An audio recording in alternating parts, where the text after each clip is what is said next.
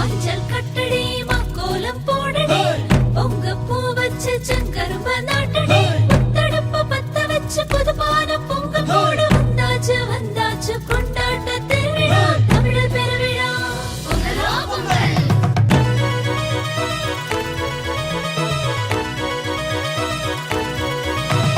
பிறந்தாச்சு தை திங்கள் அட போடு போடு போடு பொங்கலோ பொங்கல் பிறந்தாச்சு தை.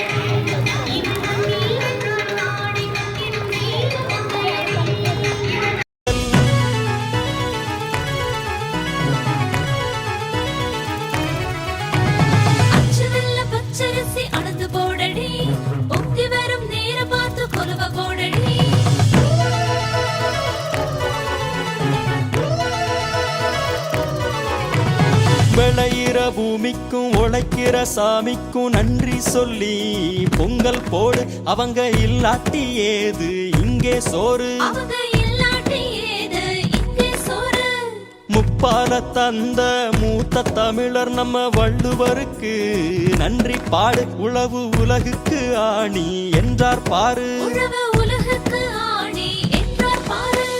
பயிர்களும் உயிர்களும் இங்கே பெருகணும் உழவர் கூட்டம்தான் வானம் உயரணும் பயிர்களும் உயிர்களும் இங்கே பெருகணும் உழவர் கூட்டம்தான் வானம் உயரணும் சந்தோஷ பொங்கல் சமநீதி பொங்கல் செந்தமிழ் போலி நிக்குது சர்க்கரை பொங்கல் பிறந்தாச்சு தை திங்கள் அட போடு போடு போடு பொங்கலோ பொங்கல்.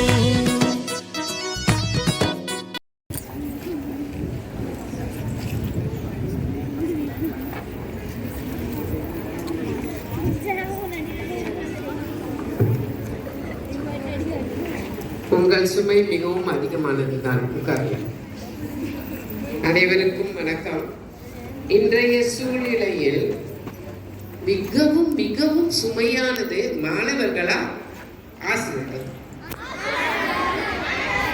மாணவர்கள் தான். ஓட்டுதான் மாணவர்களுக்கு தான் வருது நிறையா. ஏன் ஆசிரியர்கள் உங்களை வகுப்புல உட்கார விட மாட்டாங்களா? அதுக்கு பயந்து சொல்றீங்களா?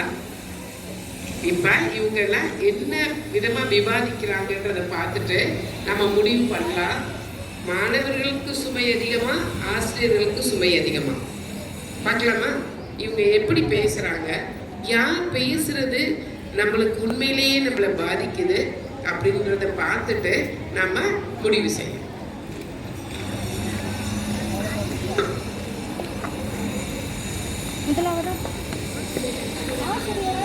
அட்ராஸ் அக்கா 7 பேர் கொண்ட குழுவில் முதலாவதாக களமிறங்க வருகிறார் எம் மாணவர். வில்லேந்திய விஜயனாக எதிரணியை எதிர்கொள்பவனாக வருகிறான் எம் மாணவன் விஜ்வான்.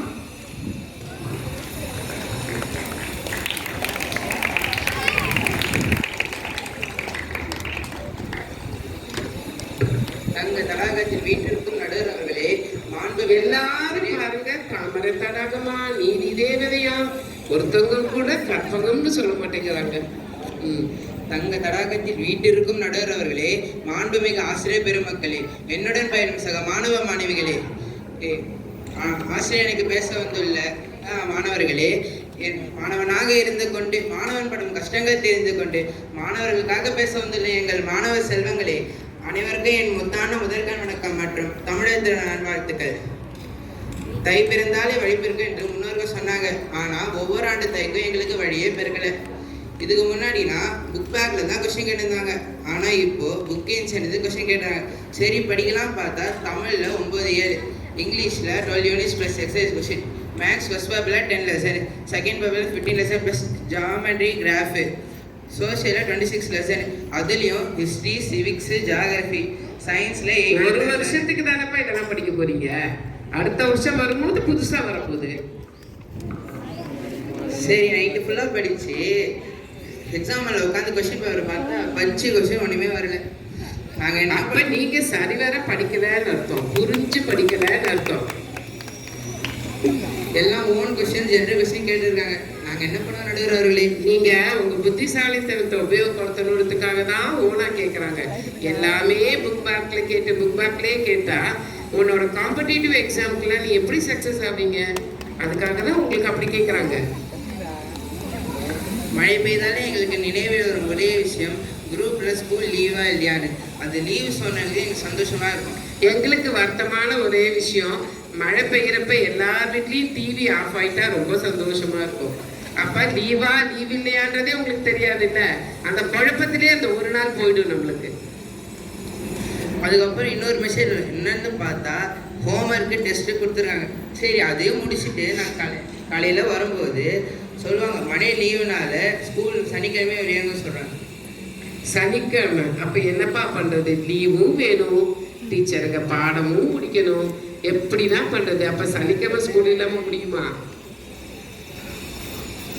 அது மட்டும் இல்லை நடுவர் அவர்களே, வாரத்தின் 7 நாள் தான் 6 நாட்களுக்கு நாங்கள் பள்ளிக்கு செல்கிறோம். அந்த 6 நாட்களுக்கு அதிகமாகவே வீட்டு பாடத்தை கொடுக்குறாங்க. நீங்க மட்டுமா பள்ளிக்கு போறீங்க? 6 நாளுக்கு ஆசிரியர்கள் தானே வராங்க. வாரத்தின் 7வது நாள், அதாவது ஞாயிற்றுக்கிழமை விடுமுறைன்னு சந்தோஷமாக இருக்கும். அந்த சனிக்கிழமை முடியும் நேரத்தில் போர்டில் பார்த்தா ஹோம்ஒர்க், அசைன்மெண்ட், கிளாஸ் கொடுக்குறாங்க. 14 சப்ஜெக்ட் பாடங்களையும் கொடுக்குறாங்க. போர்டு வச்சதே அதுக்கு தானேப்பா. இன்னொன்றும் இருக்கு நடுவர் அவர்களே, வாரத்தின் 7 நாளில் 2 நாட்களுக்கு எங்களுக்கு பிடி. சரி வீட்டில் தான் விளையாட முடியல, ஸ்கூல்லையாச்சும் வந்து இல்லைன்னா நினச்சி எப்போடா பிடி வரும் பார்த்து டைமையும் பார்த்துக்கினே கிளாஸையும் கவனிச்சுக்கிட்டே இருப்போம். அந்த பிடி பீரியடுக்காக பெல் அடிக்கும் உடனே நாங்கள் லைன் ஃபார்ம் பண்ணி போகும்போது சப்ஜெக்ட் மிஸ் கேட்பாங்க, எங்கப்பா போகிறீங்கன்னு. மிஸ் பிடி பீரியட் போய் சாதாரண நாங்கள் பிடிக்கு போகிறோன்னு. பிடி பீரியட் இல்லைப்பா நான் மிஸ்ஸானது பிடி வாங்கிட்டே சொல்லுவாங்க. பார்த்தியா, மிஸ்ஸு கடன் வாங்க அவருக்கு சொல்லித்தராங்க. மேக்ஸ் மிஸ்ஸா? மேக்ஸ் மிஸ் தான் கடன் வாங்க சொல்லித்தராங்க. Subject miss. நடுவர்களே, மாணவர்கள் ஆவலோடு எதிர்பார்த்து கொண்டிருக்கும் பீரியட்னா அது பிடி பீரியட் தான் நடுவர்களே. சரி, இனிமே பிடி பீரியடு டைம் டேபிள்லேருந்தே எடுத்துடலாம். அப்போ எதிர்பார்க்கவே மாட்டீங்கல்ல நடுவர்களே. நம் பள்ளியில் பல கலை நிகழ்ச்சிகள் நடத்துகின்றனர். அதிலேயும் நாங்கள் ஆர்வத்தோடு கலந்து கொள்கிறோம். வகுப்பில் கொடுக்கும் வீட்டு பாடத்தையும் முடித்து வருகின்றோம். மாணவர்கள் விடுமுறை கொடுங்கன்னு கேட்கவில்லை, நாங்கள் படிக்கும் பாடத்திட்டத்தை தான் குறைத்து தாருங்கள் என்று கேட்டுக்கொள்கிறோம். நாங்கள் குறைக்கிறோம்ப்பா, கவர்மெண்ட் குறைக்கணும்ல. மாணவருக்கு சுமையாக உள்ளது. நீங்கள் நல்ல தீர்ப்பை வழங்குவீர்கள் என்று எண்ணி விடைபெறுகிறேன். எனக்கு வாய்ப்பளித்த அனைவருக்கும் மிக்க நன்றி, வணக்கம். ரிஜுவான் சொன்னாரு, இந்த மாதிரி எங்களுக்கு சனிக்கிழமைனா லீவ் இருந்தால் நல்லா இருக்கும் அப்படின்றார். மழை பெஞ்சா லீவ் இருந்தால் நல்லா இருக்கும், பொங்கல் வந்தால் லீவ் இருந்தால் நல்லா இருக்கும், லீவ் இருந்தால் நல்லா இருக்கும், லீவ் இருந்தால் நல்லா இருக்கும், லீவ் இருந்தால் நல்லா இருக்கும். என்னைக்கு படிக்கணுன்ற ஆசை இருக்கு? அப்போ உங்களுக்கு படிக்கணுன்ற ஆசை கம்மி, லீவு லீவு லீவு. இப்போ இந்த லீவு வந்தா எப்படி மற்றதை முடிப்பாங்க? அப்போ அதை நீங்கள் கொஞ்சம் யோசிக்கணும் இல்லையா? வந்து பொதுவாகவே அந்த நீங்கள்லாம் இன்னைக்கு சொல்கிறீங்க படிக்கிறது எங்களுக்கு கஷ்டமாக இருக்குது, இத்தனை சப்ஜெக்ட் இருக்குது, 14 சப்ஜெக்ட் இருக்குது, 18 சப்ஜெக்ட் இருக்குது, இதில் 9 இயல் இருக்குது, அதில் 12 இயல் இருக்குன்றீங்க. எத்தனை இயல் இருந்தாலும் புரிஞ்சு படித்தா அந்த இயல் எல்லாம் ஒன்றுமே கிடையாது. எங்களுக்கு பாடம் நடத்தும் போது எப்படி நடத்துனாங்க அப்படின்னா, இப்போ எவரெஸ்டின் உயரம் என்ன டக்குன்னு எல்லாராலும் சொல்ல முடியுமா? யாராவது ஒருத்தர் 40 தப்பு தப்பு. அத எங்க டீச்சர் எப்படி சொல்லி கொடுத்தாங்க தெரியுமா? எங்க டீச்சர் சொல்லி கொடுக்கும் போது நாங்க நல்லா கவனிச்சதால இன்னைக்கு ஞாபகம் இருக்கு. 8848 அத 8 8 4 8 போனா எவரெஸ்ட் அடைஞ்சிடலாம். இப்ப சொல்லுங்க பார்க்கலாம், நீங்க 8 8 4 8 போனா சிகரத்தை அடைஞ்சிடலாம். அப்ப இது எப்ப எனக்கு சொல்லி கொடுத்தது? நான் 5th ஸ்டாண்டர்ட் படிக்கும்போது சொல்லி கொடுத்தது. ஆனா இன்னைக்கு எனக்கு ஞாபகம் இருக்கு.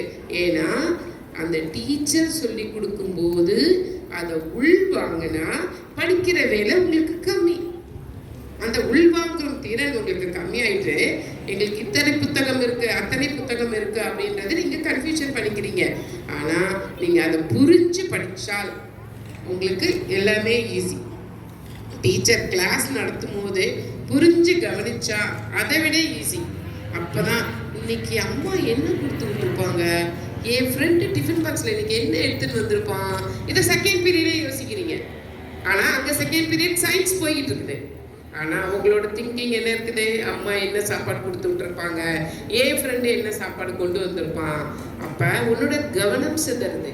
கவனம் சிதறதால தான் உனக்கு சுமையா தெரியுது. ஆனா உங்களோட கவனம் சிதறாம நீங்க வின் பண்ணலாம் அப்படின்னு ஆசிரியர்கள் சொல்ல வராங்க. ஆனா ஆசிரியர்களோட சுமையை நீங்க கேட்டு பாருங்க, அப்ப தெரியும் உங்க சுமை ஒண்ணுமே இல்லை. லோகத்தையே தன் பேச்சினால் ஆளக்கூடிய லோகிதா அவர்கள் ஆசிரியருக்கே சுமையென அடித்து பேச வருகிறார். வணக்கம். இங்கு அமர்ந்திருக்கும் நடுவர் அவர்களுக்கும் என்னை போல் பணிபுரியும் ஆசிரியர் அவர்களுக்கும் மற்றும் மாணவ செல்வத்திற்கும் இனிய பொங்கல் நல்வாழ்த்துக்கள். இன்றைய தலைப்பு தற்கால கல்வி முறை ஆசிரியர்களுக்கு சுமையா அல்ல மாணவர்களுக்கு சுமையா? ஆசிரியர்களுக்கே சுமை என்று பேச வந்துள்ளேன். அள்ளி அள்ளி கொடுக்கும் அச்சய பாத்திரம் போல் திகழும் ஆசிரியர்களை வணங்கி இந்த பேச்சை பேச வந்துள்ளேன். நீங்க படிக்கிற படிப்பை தான் நானும் என் காலத்துல படிச்சுட்டு வந்தேன். நான் ஒரு பாடத்தை எடுத்துட்டு இருக்கும் போது தான் ஒருத்தன் விளையாடுவான், ஒருத்தன் படிக்கிறான்னு பார்த்தா தூங்கிட்டு இருப்பான். அதையும் பொறுத்து அவனை தட்டி எழுப்பி படிக்க வச்சு பாஸ் பண்ண வைக்கிறது எங்களுக்கும் கஷ்டம் தானே நடுவர் அவர்களே? இல்ல எங்களுக்கு தான் கஷ்டம். உண்மையிலே ஆசிரியர்களுக்கு மிக மிக மிக கஷ்டமான செயல். தூங்குறவனை எழுப்புறது கூட ஈஸி, தூங்குற மாதிரி நடிப்பான் பாருங்க, அவனை எழுப்பவே முடியாது. எப்படா ஃபர்ஸ்ட் பெல் அடிப்பாங்க பேக் தூக்கிட்டு ஓடிடலான்னு பாக்குறீங்க. ஆனா நீங்க எல்லாரும் வீட்டுக்கு போயிட்டீங்களா? எல்லாத்தையும் பார்த்துட்டு போகிறதுக்கு மணி 8 ஆகும். அந்த 8 மணிக்கு வீட்டுக்கு போய் தூங்குறதுக்கு 10 ஆகும். அந்த 10 மணிக்கு ஒருத்தி ஃபோன் பண்ணி கேட்பா, மிஸ் இந்த வினாக்கு அது விடையா இல்ல அந்த வினாக்கு இது விடையான்னு சொல்லி கேட்பா. இவ்வளோ ஆசையா கேட்கறாங்கல்லம்மா, எந்த நேரத்துல கேட்டாலும் நீங்க சந்தேகம் சொல்லி தரணும் தானம்மா. அதையும் பொறுத்துட்டு அவங்களுக்கு விடைய சொல்லிட்டு அடுத்த நாள் காலையில கிளாஸ் ஒர்க்லாம் முடிச்சிங்களா கொடுங்கன்னு சொல்லி கேட்டா ஒருத்தன் சொல்லுவான், மிஸ் நான் சிறுவினால இருக்கிறேன், மிஸ் நான் குருவினால இருக்கிறேன்னு சொல்லுவான். நீங்க அந்த 5 சப்ஜெக்ட்டுக்கு கிளாஸ் ஒர்க் எழுதுறதுக்கே இவ்வளோ கஷ்டப்படுறீங்களே, ஆனால் நாங்கள் போகிற எந்த கிளாஸுக்கெலாம் நோட்ஸ் எழுதி அதை எடுத்துகிட்டு போய் தலைமை ஆசிரியர்கிட்ட கொடுத்து அதில் இருக்க தவறெல்லாம் அவங்க சொல்லி நாங்கள் அதை திருத்தி எடுத்துகிட்டு போர்டில் எழுதி போட்டு எல்லாம் முடிஞ்சதுன்னு சொல்லி நோட்டை வாங்கி பார்க்கும்போது அதில் இருக்கும் பாருங்க 10,000 மிஸ்டேக்கு. அதை கரெக்ஷன் பண்ணுறதுக்கு எங்களுக்கு 1000 கண்கள் வேணும். மாதம் 30 நாளே பத்தாதம்மா உங்களுக்கு. நீங்களாம் வாரத்தில் 6 நாள் தான் வரீங்க, ஆனால் நாங்கள் வாரத்தில் 7 நாளுமே வரோம். அந்த ஞாயிற்றுக்கிழமை தான் வீட்டில் எல்லாரும் கூட சந்தோஷமா இருக்கலாம்னு நினைப்போம். அந்த மேடம் ரொம்ப மோசமானவங்களோ. நீங்க படிக்கணும், நல்லா படிச்சு பெரிய ஆளா ஆகணும்னு சொல்லிட்டு நாங்கள் அந்த ஞாயிற்றுக்கிழமையும் வரோம்.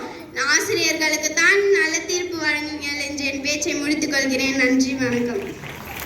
ஆமாம், நீங்கெல்லாம் சொல்லிக்கிழமை லீவு ஞாயிற்றுக்கிழமை லீவு, ஆனால் ஆசிரியர் அவங்க சுமைய சொல்கிறாங்க பாருங்க, ஞாயிற்றுக்கிழமையிலையும் நாங்கள் வரணும். அப்போ உங்களுக்காக பாடம் எடுக்கும்போது அவங்களுக்கு எவ்வளோ ஒரு பலு, எவ்வளோ ஒரு மனவேதனை. அந்த மனவேதனையில் அவங்க இன்னைக்கு சொல்லியிருக்கிறாங்க. ஆனால் இப்போ இந்த சைடில் என்ன சொல்ல வராங்க அப்படின்னா, அவங்க தானே பண்ணுறாங்க, நாங்கள் உட்கார்ந்துல இருக்கிறோம் அப்படின்னு சொல்ல வராங்க இந்த மணியானியில். அதாவது ஆசிரியர் உங்களுடைய சுமையை பற்றி சொன்னீங்க. என் மாணவியோ பாட புத்தக சுமை மட்டும் அல்லாமல் உடல் ரீதியாகவும் மன ரீதியாகவும் நாங்கள் சுமக்கின்றோம். அது மட்டுமா, தனது அசத்தலான பேச்சில் இந்த அரங்கத்தையே அதிர வைக்க வருகிறாள் என் மாணவி 6ஆம் வகுப்பு அபிநயா.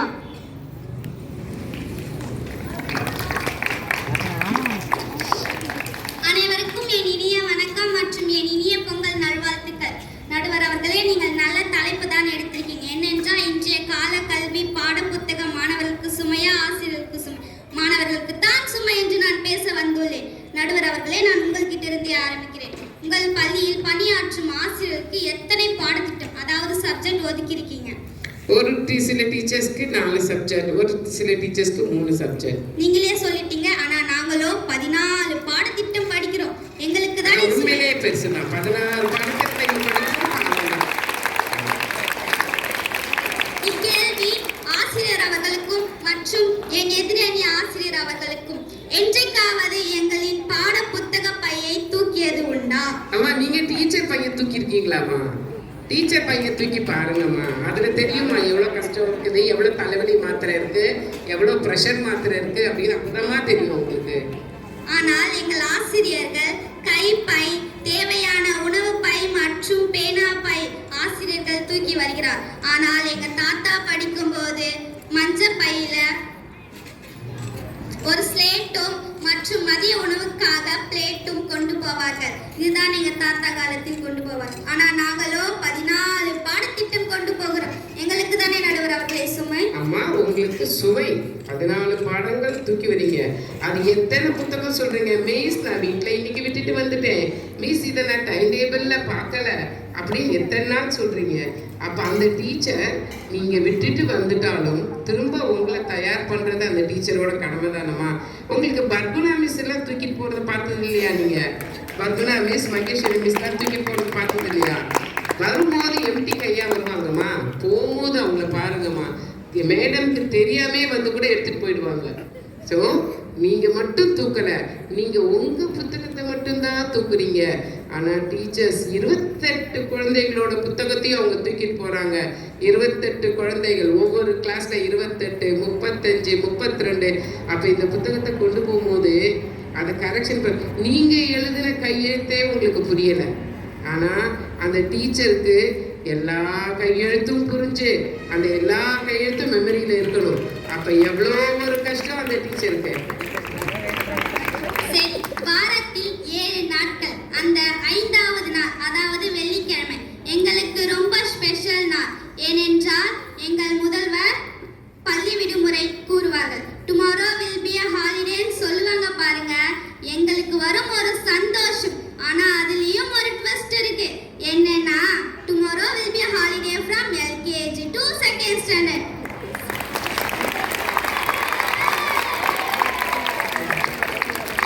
சரி, அதையும் கடந்து வாரம் வாரம் சனிக்கிழமை பள்ளிக்கு வந்து வீட்டில் போய் டைரி எடுத்து பார்த்தால் 10 ஹோம்வொர்க் பட்டுன்னு கண் முன்னால வந்து நிற்கும்.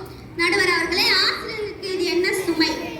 அம்மா, நீங்க எழுதிட்டு வர ஹோம்ஒர்க்கை கரெக்ட் பண்ணணுமா இல்லையா? அது பெரிய சுமை இல்லையா? ஹோம்ஒர்க் கொடுக்கறது சின்ன சுமை, அதை கரெக்ட் பண்ற டீச்சர் பெரிய சுமை. நீங்க ஆனா நீங்க அதை எழுதிட்டு வரலன்னு வச்சுக்கோங்க, உங்க ஃப்ரெண்ட் சர்க்கிள் எப்படி பேசுவீங்க?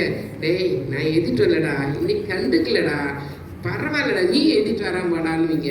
ஸோ உங்களை விட அதிக சுமை ஆசிரியர்களுக்கு தான். அது மட்டுமா? சரி, கொஞ்ச நேரம் ரிலாக்ஸா இருக்கலாம்னு சொல்லிட்டு போனை எடுத்தா அதுலயும் ஒரு ட்விஸ்ட்.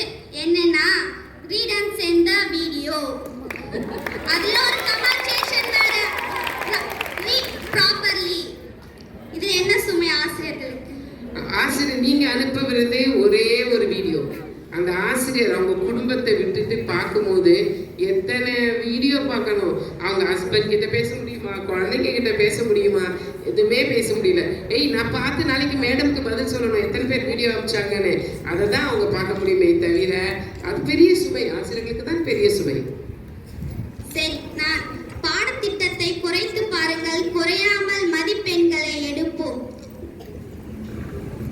பாடத்திட்டங்களை புரிந்து படியுங்கள், புத்தகம் எடுக்காமலே பதில் எழுப்பீர்கள். நன்றி.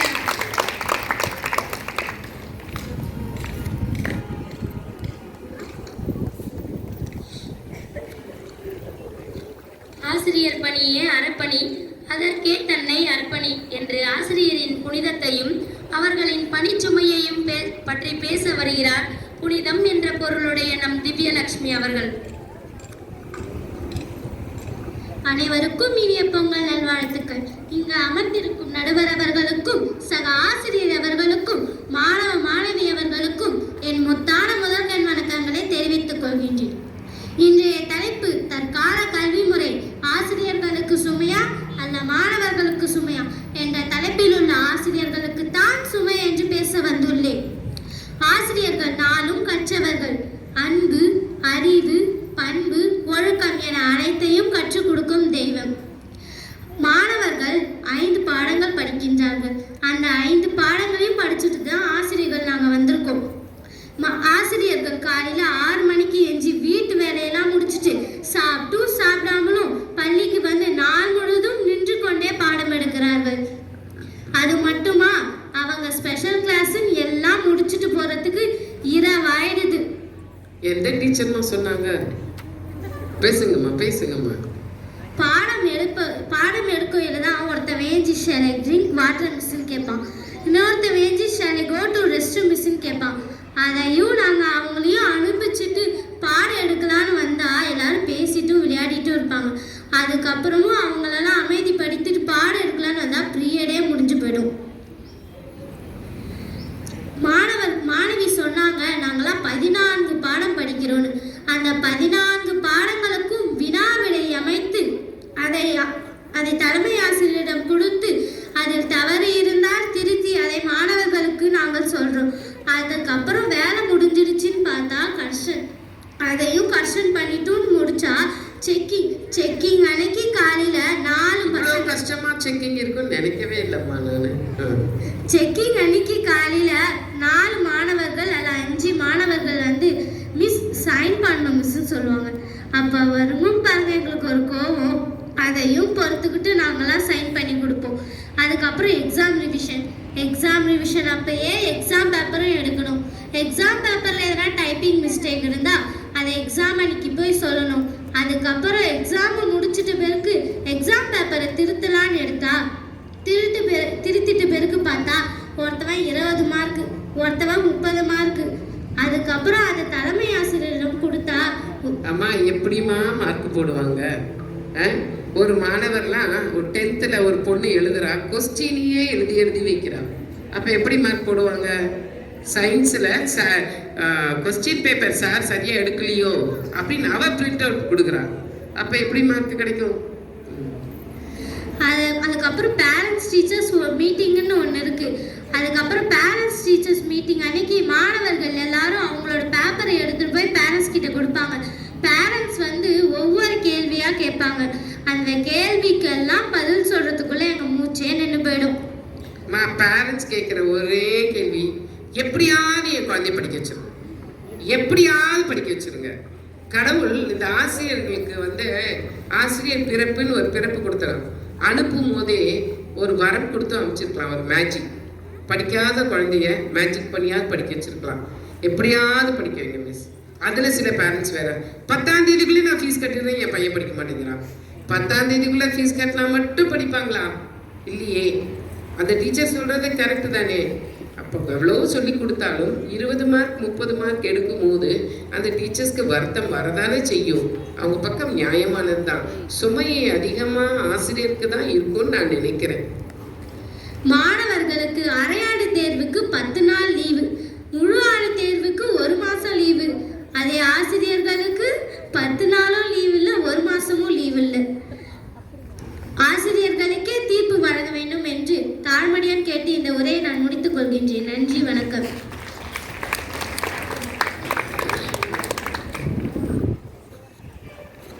அவங்க பேசுகிறத பார்த்தா ஆசிரியரோட சுமை ரொம்ப ஜாஸ்தி இருக்குது. என்னோட சப்போர்ட் நிறைய என் ஆசிரியர் பக்கம்தான் வருமோ அப்படின்னு தோணுது. இவ்வளோ மாணவர்கள் இருக்கிறீங்க, ஆனால் உங்களை எல்லாம் மேய்க்கிற அந்த ஆசிரியருக்கு எவ்வளோ ஒரு வேதனையான வாழ்க்கையில் சுமை அங்கே தான் ஜாஸ்தி தெரியுது. பார்க்கலாம். அதாவது என் ஆசிரியர் நன்றாக கூறினார்கள், "Shall I go to restroomனு." அதாவது மன ரீதியாக கூட தன் வருத்தங்களை அடக்கிக் கொள்ளலாம், உடல் ரீதியாக தன் ஆத்திரங்களை அடக்கிக் கொள்ள முடியுமா?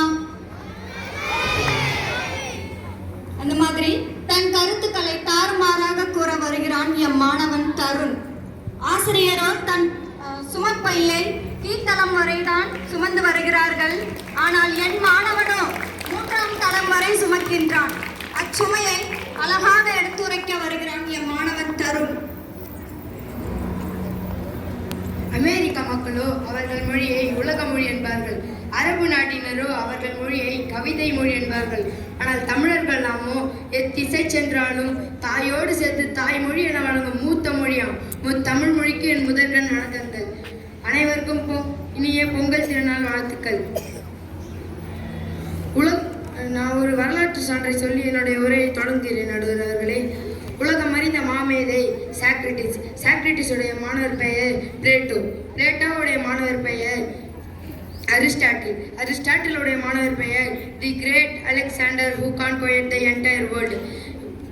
இந்த உலகத்தையே ஒரு குடையின் கீழ் ஆள நினைத்து அதில் வெற்றியும் பெற்றவர் அலெக்சாண்டர். அந்த அலெக்சாண்டர் கிட்ட போயிட்டு ஒருத்தர் கேட்டாராம், இந்த உலகத்தையே ஜெயிக்கின்ற மனிதனாக உன்னால் எப்படி வர முடிந்தது என்று. அதற்கு அலெக்சாண்டர் சொன்ன பதில் என்ன தெரியுமா நடுவர் அவர்களே? என்ன சொல்ல? நான் இந்த உலகத்திற்கு வந்ததற்கு காரணம் என்னுடைய பெற்றோர்கள். ஆனால் இந்த உலகமே என் கையில் வந்ததற்கு காரணம் என்னுடைய ஆசிரியர் அரிஸ்டாட்டில் என்று சொன்னாராம். அப்படி ஒரே ஒரு நீங்களே ஒத்துக்கிறீங்க, ஆசிரியரால எல்லாமே சாதிக்க முடியுது ஒத்துக்கிறீங்க. ஆசிரியரால தானே சாதிக்க முடியுது. இந்த அணிக்கு நீங்க வந்து உட்கார்ந்துடலாம்னு நான் நினைக்கிறேன். அப்படி ஒரே ஒரு ஆசிரியர் ஒரு சாமானியமான மனிதனை சக்கரவர்த்தி ஆக்க முடியும் என்றால், காஷ்மீரில் இருக்கும் மாணவர்களிடம் இருந்தும் கென்யாவில் இருக்கும் ஆசிரியரிடம் இருந்தும் பாடம் பயில உதவும் கன்னியாகுமரியில் இருக்கும் கடைக்கோடி தமிழனாம் கற்க முடியும் என்றால், அப்படிப்பட்ட நவீன கல்வி முறையே எங்களுக்கு சுகத்தை தருமே தவிர இக்கால கல்வி முறை எங்களுக்கு ஒருபோதும் சுமைதான் என்று என் வாதத்தை முன்வைக்கிறேன் நடுவர் அவர்களே. உங்களுக்கு சுமைதான், புரிந்து படிக்காத வரை சுமைதான், அனைத்தும் சுமைதான். அதிகம் படிச்சவனா இன்னைக்கு அமெரிக்கா ஆஸ்திரேலியான்னு போயிடறான். ஆனா சரியா படிக்காதவனா இன்னைக்கு சிறு வேலை செய்தா. நீ சொல்லாதப்பா, அப்புறம் எல்லாருமே சரியா படிக்காம விட்டுருவாங்க. அதிகம் படிச்சவங்க அமெரிக்காவுக்குள்ள சாதிக்க முடியும். ஆனா சரியா படிக்காதவங்க இன்னைக்கு உடல் வைத்து அப்பா அம்மா பார்த்துக் கொள்கிறான் என்றால் அப்படி சொல்ல முடியாது. நன்றாக படிப்பவனும் அப்பா அம்மாவை பார்த்துக்கொள்ளலாம், உண்மைதானே? ஆனால் நன்றாக படித்தவர்கள் எல்லாரும் வெளிநாட்டு சென்றிருக்கிறார்கள். வெளிநாடு செல்லும் போது வெளிநாட்டுக்கு தாய் தகப்பனை கூட்டிக் கொண்டு செல்லலாம், திருப்பி வரலாம். நன்றாக படிப்பவனும் தாய் தகப்பனை நன்றாக வைத்துக் கொள்வான், நன்றாக படிக்காதவனும் தாய் தகப்பனை நன்றாக வைத்துக் கொள்வான். இக்கால பாடத்திட்டம் எங்களுக்கு சுமை என்றால் எங்களுடைய புத்தக பையோ எங்களுக்கு அதை விட சுமை. தரைத்தளமோ என்றாலும் பரவாயில்லை. உங்களை டைம் டேபிள் படி எடுத்துட்டு வாங்கன்னு தானே சொல்றோம். நீங்க எதுக்கு எல்லாத்தையுமே தூக்கிட்டு வரீங்க? தரைத்தளமோ என்றாலும் பரவாயில்லை, ஆனால் நாங்கள் தூக்கி கொண்டு போவதோ 3வது தளம். உண்மைதானே நடுவர் அவர்களே? இது மாணவர்களுக்கு மேனேஜ்மெண்ட்ல சொல்லி எல்லா கிளாஸுமே கீழே கட்டிடுவோம். எல்லா கிளாஸுமே கீழே, டீச்சர்ஸ்க்கு மேல ரூம். பாடத்திட்டம் எங்கள் மனதளவில் சுமை என்றால் எங்களுடைய புத்தக பையோ எங்கள் உடலுக்கு சுமை. நடுவர் அவர்களே, நீங்களே சொல்லுங்கள். நீங்களும் ஒரு காலத்தில் மாணவர்களாக இருந்துதான் தலைமை ஆசிரியராக உள்ளீர். நீங்கள் படிக்கும் பொழுது இப்படி ஒரு பாடத்திட்டமா உள்ளது? கூறுங்கள் நடுவர் அவர்கள். அப்போது இப்படி ஒரு பாடத்திட்டம் இல்லை, அதை ஏற்றுக்கொள்ள வேண்டும். கட்டாயம் மாணவர்கள் பக்கம் நான் படிக்கிறேன். அன்றைக்கு இருந்த பெற்றோர்கள் நீ புரிந்து படித்து வாழ்க்கையில் முன்னேறு என்று சொன்னார்கள். ஆனா இன்றைக்கு இருக்க பெற்றோர்கள், எதிர் வீட்டு பையன் இவ்வளவு எடுக்கிறான் பாரு, நீயே எடுக்கல. பின் வீட்டு பையன் இவ்வளவு எடுக்கிறான் பாரு, நீயே எடுக்கல. மிஸ், அவனுக்கு நல்லா சொல்லி கொடுத்தீங்க, என் பிள்ளைக்கு நல்லா சொல்லி கொடுக்கல. உங்க பெற்றோர்களிடம் இருக்கும் போட்டி, பொறாமை மற்றும் காம்படிஷன்ஸ், எக்ஸாம்ஸ், இதெல்லாம் உங்களுக்கு பாடத்திட்டத்தை அதிகரிக்க செய்கிறது. அன்று படித்த நாங்கள் எல்லாத்தையும் புரிந்து புரிந்து புரிந்து படித்தோம். திரும்ப திரும்ப நான் சொல்ல விரும்புகிறேன், புரிந்து படிக்கும் போது எல்லாமே ரொம்ப சுலபம். ஆனால் புரியாமல் படிக்கும்போது நீங்கள் 14 பாடம் படித்தால் என்ன, 16 பாடம் படித்தால் என்ன, நீங்கள் புரிஞ்சுக்கல. அங்கே புரிஞ்சுக்கணும். புரிஞ்சுட்டு படிச்சிங்கன்னா உங்களுக்கு புத்தகம்ன்றது ஒரு நண்பனாக மாறிடும். அந்த இடத்துல நீங்கள் அன்றைய காலத்தில் எங்களுக்கு மிக மிக மிக 5 சப்ஜெக்ட், 5 சப்ஜெக்ட்லையும் 35 மார்க் எடுத்தால் பாஸ் பண்ணிடலாம். ஆனால் இப்போ கட்டாயம் உங்கள் மேடம் வைக்கிறாங்க 50 மார்க் 40 மார்க் எடுத்தால் தான் பாஸ். நாங்கள் ஏன் வைக்கிறாங்கன்னா 35 மார்க் எடுன்னு சொல்லும் போது அவன் படித்து எடுத்தான். ஆனா இன்னைக்கு 50 மார்க் எடு அப்படின்னு சொல்லும்போது தான் நீ 35க்காவது வரீங்க. அதனாலதான் உங்களுக்கு பாடத்திட்டம் சுமையா தெரியுது. அப்பொழுது அக்காலத்தில் படித்தவர்கள் விஞ்ஞானியாகவில்லையா, குடியரசுத் தலைவராகவில்லையா, அல்லது ஆசிரியர்கள் தான் ஆகவில்லையா? ஆசிரியர்கள் ஆனார்கள், விஞ்ஞானி ஆனார்கள், ஒரு சிலர் தான். ஆனால் இன்றைய பாடத்திட்டம் உலக அளவில் குழந்தைகளுக்கு பயன்படுகிறது. உலக அளவில் அன்று படித்தது வெறும் தமிழ்நாடு அளவில், வெறும் இந்தியா அளவில். ஆனால் இந்த உலக அளவில் குழந்தைகள் படிக்க, உலக அளவில் போட்டியிட கட்டாய பாடத்திட்டம் அதிகம் தேவைதான். அதனால் ஆசிரியர் பக்கம்தான் சுமை என்று சொல்லலாம். அடிக்கடிக்கு ஒரு வாசகம் என் கண்ணில் படும். If you are not updated you are outdated. உண்மைதானே நடுவர் அவர்களே? உண்மை உண்மை. அதனால்தான் உங்களுக்கு பாடச்சுமை அதிகமாக இருக்கிறது. பாடச்சுமைகள் ஏற்றும் போதுதான் உங்களுக்கு புரியுது, நிறைய புரியுது. இதுதான் கவியரசு கண்ணதாசன் சொன்னாரு. சென்று கொண்டிருப்பவன் காலத்தை வென்று கொண்டிருக்கிறான், சென்று கொண்டிருப்பவன் காலத்தை வென்று கொண்டிருக்கிறான், ஆனால் நின்று கொண்டிருப்பவன் காலத்தை தின்று கொண்டிருக்கிறான். அப்படிப்பட்ட ஒரு கல்வி முறை தான் நடுவர் அவர்களை இப்ப எங்களுக்கு கொடுத்துட்டு இருக்காங்க. இந்த காலத்தை தின்று கொண்டிருக்கிறான் அப்படின்றது நீங்க காலத்தை அழிக்கும் என்று நினைச்சு எடுத்திருக்கிறீங்க. அது காலத்தை அழிக்கல, உங்களை புரிய வைக்கின்றது. நாளை மனிதன் கோள்களில் எல்லாம் நகரம் அமைத்து வாழ்ந்திடுவான், நாளை மனிதன் கோள்களில் எல்லாம் நகரம் அமைத்து வாழ்ந்திடுவான், வேலை தோறும் பயணம் செய்ய விண்வெளி பாதை அமைத்திடுவான். அப்படி எங்களை மார்ஸை நோக்கி போவிடாம வெறும் மார்ஸை நோக்கி போகிற இந்த மனப்பாட கல்வி முறை எப்படி நடுவர் அவர்களே? மார்க்ஸ்ன்றது உங்க பேரண்ட்டுங்க கேட்கறதப்பா. நீ இப்ப ஃபெயில் மார்க் வாங்கிட்டு போனீங்கன்னா உங்க அப்பா அம்மா மேனேஜ்மெண்ட் கேட்பாங்களா, கேட்க மாட்டாங்களா? கேட்பாங்க. அப்ப மார்க்ஸ்ன்றது உங்க பெற்றோர்கள் எதிர்பார்ப்பது. ஒரு சிறிய கதையை சொல்லி என் உரையை நான் முடித்துக் கொள்கிறேன். ஒரு அப்பா ஒரு பையனும் காரில் போயிட்டு இருக்காங்க. அப்போ அங்கே ஒரு வண்டி போகுது. அப்போ அந்த பையன் என்ன சொல்கிறான், அப்போ நம்ம இந்த காரை ஓவர் டேக் பண்ணி போகலாமான்னு சொல்கிறான். அதுக்கு அந்த அப்பா என்ன சொல்கிறாரு, தம்பி கொஞ்சம் அமைதியாக இருக்குன்னு சொல்கிறாரு. ஒரு வண்டி போகுது. அதுக்கும் அந்த பையன் என்ன சொல்கிறான், அப்போ இந்த வண்டியாச்சும் நம்ம ஓவர் டேக் பண்ணி போகலாமான்னு சொல்கிறான். அதுக்கு அந்த அப்பா என்ன சொல்கிறாரு, தம்பி கொஞ்சம் அமைதியாக இருக்குன்னு சொல்கிறாரு. திருப்பி இன்னொரு வண்டி கடைசியாக ஒன்று போகுது. அப்போ இதையாச்சும் நம்ம ஓவர் டேக் பண்ணி போகலாமான்னு சொல்கிறான். அப்போ அந்த அப்பா கார் எடுத்துகிட்டு போய் ஓரமாக நிறுத்திட்டு, தம்பி ஃபஸ்ட்டு ஒரு வண்டி போகுது. அப்போ நீ என்ன சொன்ன, இந்த வண்டி ஓவர்டேக் பண்ணலான்னு சொன்னேன். ஒரு வண்டி போச்சு, அதையும் நீ ஓவர்டேக் பண்ணலான்னு சொன்னேன். மூணாவதாக ஒரு வண்டி போச்சு, அதையும் நீ ஓவர்டேக் பண்ண சொல்லலாம்னு சொன்னேன். ஆனால் நம்ம வண்டியோட கெப்பாசிட்டியோட தான் சொன்னார்.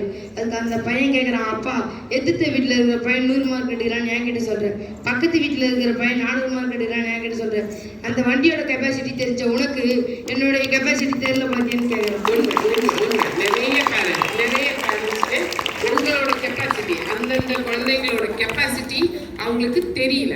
மார்க் எடுத்துட்டான், பக்கத்து வீட்டு பையன் இவ்வளோ மார்க் எடுத்துட்டான், மேல் வீட்டு பையன் இவ்வளோ மார்க் எடுத்துட்டான்னு கேட்குறாங்களே தவிர உன்னால் எவ்வளவு முடியும் என்று ஒரு பெற்றோர்களும் சிந்திப்பதே இல்லை. அது மாணவர்களுக்கு சுமை, அது மறுப்பே இல்லை. அது அந்த அப்பா அதனால் மாணவர்களின் திறமையை அறியாத பெற்றோர்களுக்கும் ஆசிரியர்களுக்கும் மாணவர்கள் மேல் படிப்பை திணிக்க வேண்டாம் என்று சொல்லி நான் விடைபெறுகிறேன். நன்றி, வணக்கம். கட்டாயம் இந்த செய்தி பெற்றோர்களை சென்று அடைய வேண்டும். எப்பொழுதெல்லாம் அதர்மம் தலை தூக்குகிறதோ அப்பொழுதெல்லாம் அதனை அழிக்க சுதர்சன சக்கரம் போல் சுழல வருகிறார் நம் சுதர்சன் அவர்கள்.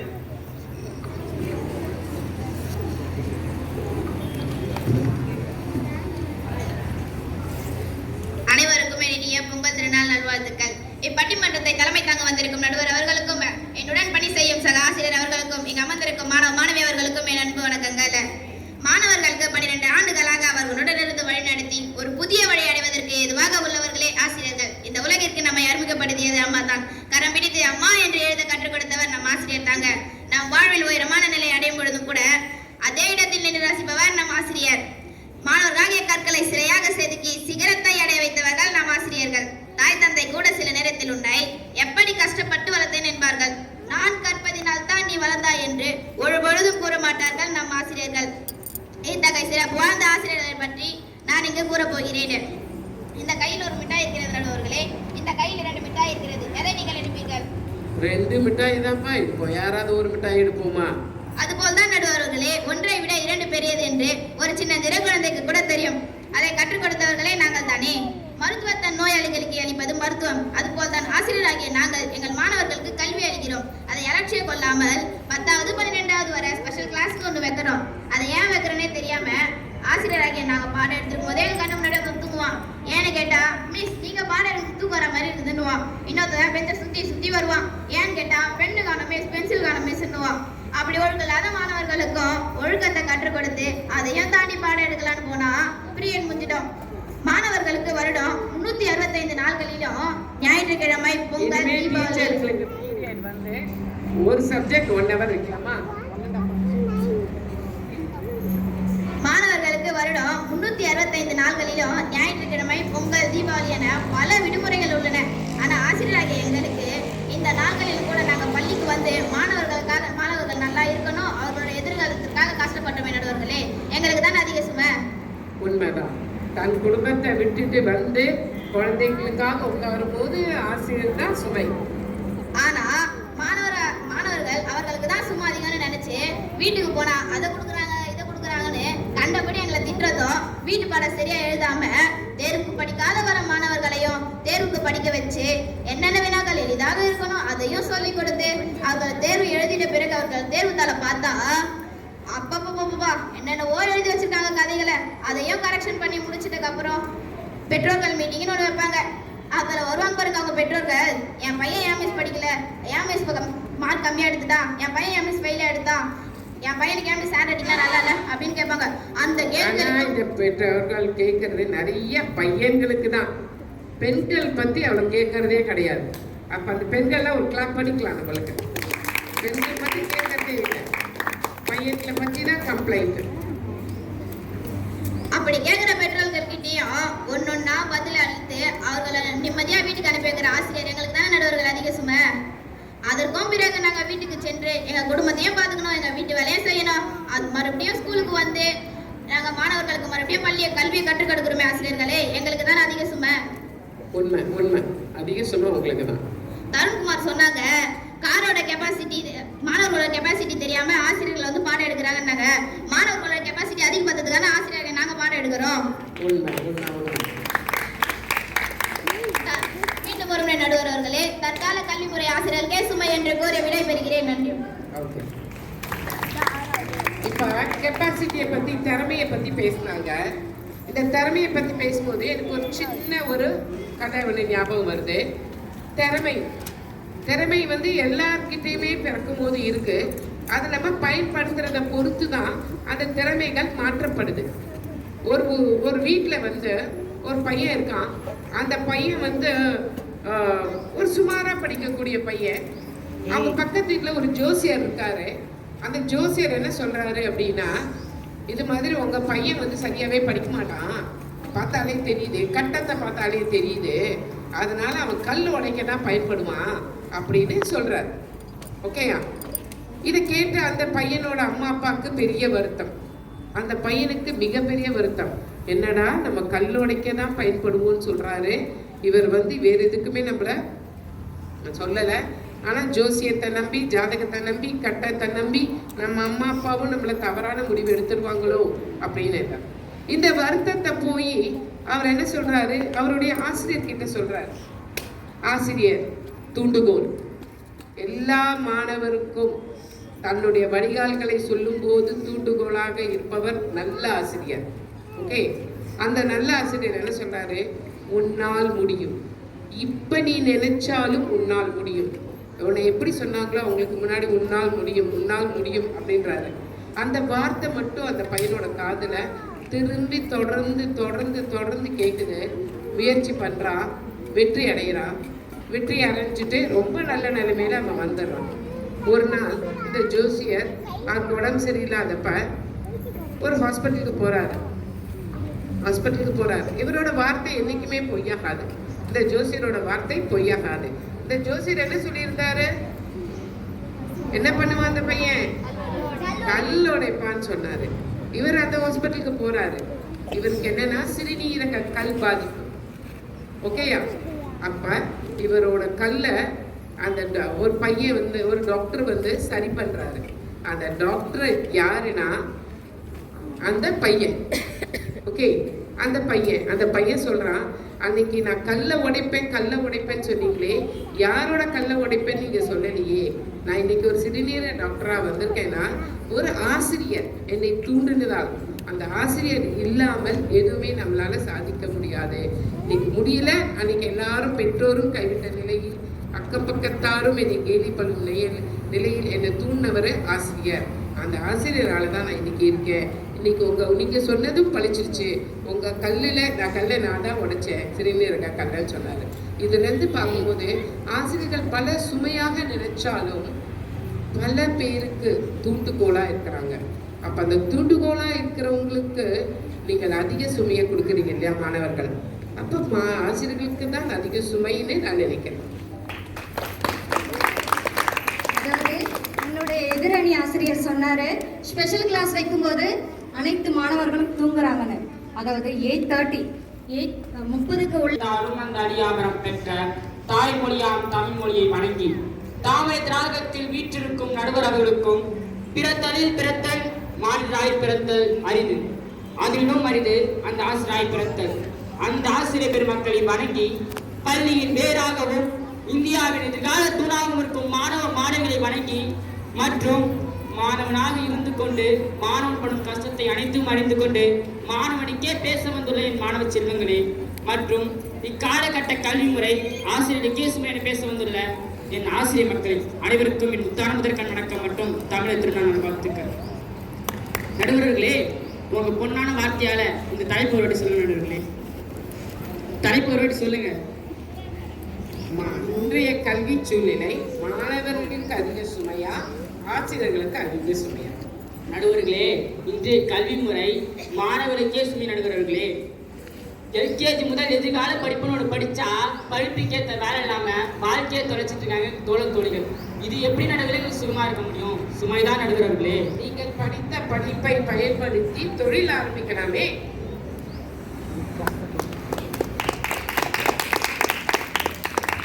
ஏன் எல்லாரும் வேலை வேலை வேலை என்ன எதிர்பார்க்குறீங்க? சுயதொழில் ஆரம்பிக்கலாம், சுயதொழில மேலே வரலாம், சிந்திக்கலாமே. மாணவர்கள் சிந்திக்கும் திறன் கம்மியாகிவிட்டது, மிகவும் குறைந்து விட்டது. நடுவர்களே, எதிரணியில லோகித் ஆசிரியர் ஒன்று சொன்னாங்க. அதாவது நீங்க படிச்ச பாடத்தை நாங்களும் படிக்கிறோம் அப்படின்னு சொன்னாங்க. நடுவர்களே, நாங்கள் படிப்பதோ 14 சப்ஜெக்ட். அதுல 5 subject, 4 first paper second paper வேற. ஆனா இவங்க படிச்சது வெறும் 5 சப்ஜெக்ட். நடுவர்களே, இதுவும் மாணவர்களுக்கு சுமைதான். நடுவர்களே, நீங்க ஒன்று சொன்னீங்க, செகண்ட் பீரியட்ல ஃப்ரெண்ட் என்ன சாப்பிட எடுத்து வந்தா நம்ம அம்மா என்ன செஞ்சு கொடுத்துருப்பாங்கன்னு யோசிச்சு சொன்னீங்க. நடுவர்களே, நீங்களே சொல்லுங்க, ஒரு மனிதன் எவ்வளவு நேரத்துக்கு ஒரு இதை சிந்திக்க முடியும்? நடுவர்களே, கவனம் சிதறுவதால் தான் மாணவர்களுக்கு சுமையாக தெரிகிறது என்பது என்னுடைய வாதம். அதான் நடுவர்களே, எவ்வளவு நேரம் கவனத்தை அங்கே வச்சுக்க முடியும்? நடுவர்களே, கட்டாயம் கவனத்தை 2 மணி நேரம் சிதையாமல் வைத்துக் கொள்ளலாம். ஆனா சயின்டிஸ்டே என்ன சொல்றாங்க, 8 செகண்டுக்கு மேல மாணவன் கவனம் சிதறன்னு சொல்றாங்க. நடுவர்களே, அதை மாணவனுக்கு சிதற தப்பில்லை. நடுவர்களே, ஏன்னா 8 செகண்ட்ல சிதற வேண்டியதை நாங்கள் 8 பீரியடா தொடர்ந்து உட்காந்துருக்கோம். நடுவர்களே, இது மாணவனுக்கு தான் சுமை. நடுவர்களே, 8 பீரியடும் அந்த டீச்சரும் உங்க கூட தானே இருக்கிறாங்க. நீங்க ஒருத்தர் கவனம் சிதறவே அத்தனை பேர் கவனமும் சிதறாம டீச்சருங்க கொண்டு வரணும் இல்லையா? நடுவர்களே, நீங்க நேற்று காலையில் ஒரு பையனை பார்த்தேன். எத்தனாவது படிக்கிறேன்னு கேட்டேன். அந்த பையன் சொன்னா பிகேஜி. அவன் படிப்பதோ பிகேஜி, அவன் பின்னாடி 10 கேஜி. நடுவர்களே, வளர்ந்து ஒரு டெக்னாலஜி காலகட்டத்துல ப்ரீகேஜி பையன் 10 கேஜி தூக்கிட்டு போறானா இது மாணவர்களான சுமை. நடுவர்களே, 10 கேஜி தூக்குற அளவுக்கு இன்றைய புத்தகம் இல்லை. இப்ப எல்லாம் லேப்டாப் தான் எடுத்துட்டு போவாங்க. வர காலத்துல லேப்டாப்பு, கம்ப்யூட்டர் அதை தான் எடுத்துட்டு போவாங்க. மொபைல் போன்ல கொண்டு போய் படிச்ச காலம்லாம் இருக்கு. அதனால இனிமே உங்களுக்கு சுமை என்பது கம்மி தான். நடுவர்களே, நீங்க வேற பள்ளியில சொல்றீங்க, நம்ம பள்ளியில புத்தக மூட்டை அப்படின்னு சொல்லிட்டு உள்ள எடுத்துட்டு வந்து. நடுவர்களே, இதெல்லாம் வீட்டுல வைக்க இடம் இல்லாம போகிக்கு கிளீன் பண்ணி எல்லாத்தையும் பேக்ல போட்ட மாதிரி இருக்குது. அப்படிலாம் நீங்க தூக்கிட்டு வந்த மாதிரி தெரியல. போகி அன்னைக்கு அம்மா பொங்கல் அன்னைக்கு நான் கிளீன் பண்ணிட்டேன்னா செல்ஃபெல்லாம் பேக்ல தூக்கி போட்டேன்டான்னு மாதிரி இருக்கு. நடுவர்களே, இப்ப கொடுத்த புக்கு தான். நடுவர்களே, புது புக்கு தான் எடுத்து உள்ள வச்சுக்க. நடுவர்களே, நீங்க சொல்லலாம் சப்ஜெக்ட் வைஸா எடுத்துட்டு வாருங்க, நாங்க ஒரு சப்ஜெக்ட் வைஸா எடுத்து சொல்லலாம். நடுவர்களே, மேக்ஸுக்கு first paper, second paper, text book, geometry, அதுல கிராஃப் நோட்டு 5 வருது. அது இல்லாத grammar book, text book first paper second பேப்பரோட தனியாக ஒன்று இருக்கு. நடுவுல இவ்வளவு சுமையை எங்க புத்தக பேர் தான் தூக்கிட்டு வர நடுவுகளே, இதுவும் மாணவ சுமை தான் நடுவுகளே. இதை யோசிக்கும் போது சுமையா தான் இருக்கு. ஆனா அதை நடத்தும் ஆசிரியர்களுக்கு எவ்வளவு சுமை அதையும் நம்ம யோசிக்க வேண்டியது. ஒரு சப்ஜெக்ட்டுக்கு ஒரு ஆசிரியர் போட்டிக்கு நடுவுகளே. ஆனா ஒரு மாணவன் அத்தனை சப்ஜெக்டுகள் நடுவுகளே, அதுவும் மாணவ தான் சுமை நடுவுகளே. அத்தனை சப்ஜெக்டும் படிக்கிறது உங்க எல்லாருக்கும் கஷ்டம் தானே? கஷ்டமா இல்லையா? இந்த பக்கம் மட்டும்தான் வருது. அப்ப எல்லா சப்ஜெக்டும் நீங்க படிச்சிடலாமா? காலை 9 மணி ஸ்கூலுக்கு 5 மணிக்கே எழுந்துச்சு சாப்பிட்டு குடிச்சிட்டு உங்க அம்மா தான் 5 மணிக்கு எழுந்திருப்பாங்க. நீங்க எல்லாம் 7:30 மணி 8 மணி வரைக்கும் எழுந்துரு ஸ்கூலுக்கு போகணும்னு சொல்றது தான் உங்க அம்மாவோட வேலை. விடுவர்களே 7 மணிக்கு வேனை பிடிச்சி 9 மணிக்கு ஸ்கூலுக்கு வந்து திரும்பி 5 மணிக்கு வீட்டுக்கு போயிட்டு 6 மணிக்கு படிக்க உட்காந்து 10 மணி வரைக்கும் படிச்சுட்டு தூங்க போனா தூக்கம் வர மாட்டேங்குது. காலைல 5 மணிக்கு இருக்கிற 5 மணிக்கு பயத்திலேயே படிச்ச பாடமும் வந்து நடுவர்களே, இதுவும் மாணவ சுமைதானே நடுவர்களே. இது சுமைதான். ஆனால் நீங்கள் சிந்திக்கும் திறன் வேறு மாதிரி இருப்பதால் இது சுமை. ஓடி விளையாடு பாப்பான்னு பாரதி பாடல பாட சொல்றீங்க. என்னைக்காச்சும் ஒரு நாள் ஓடி விளையாட சொல்லி நடுவர்களே. டைம் டேபிள் போட்டிருக்கோமேப்பா. ஓடி விளையாட சொன்னா கிட்டத்தட்ட 2 மணி நேரம் விளையாடுறீங்களே. விட்டு போன பாடத்தை விடாம அந்த எழுத வைக்கிறீர்களே, இதுவும் மாணவர்களுக்கு சுமைதான் நடுவர்களே.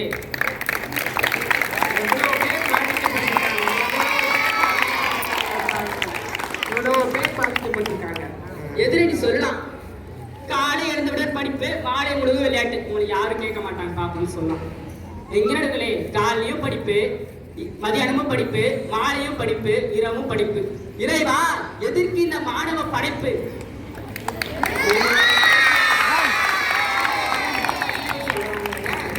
நீங்க வந்து ஒரே ஒரு நாள் லீவு கொடுத்தா என்ன பண்ணுவீங்க? ஒரே நாள் லீவு ஹோம்ஒர்க். இப்ப உங்களுக்கு ஒரு சந்தோஷமான அறிவிப்பு. டீச்சர்கள் எல்லாம் என்னை மன்னிக்க வேண்டும். பொங்கல் லீவுல எந்த டீச்சர்ஸ் கொடுத்த ஹோம்ஒர்க் கொடுத்திருந்தாலும் நீங்கள் செய்ய வேண்டாம்.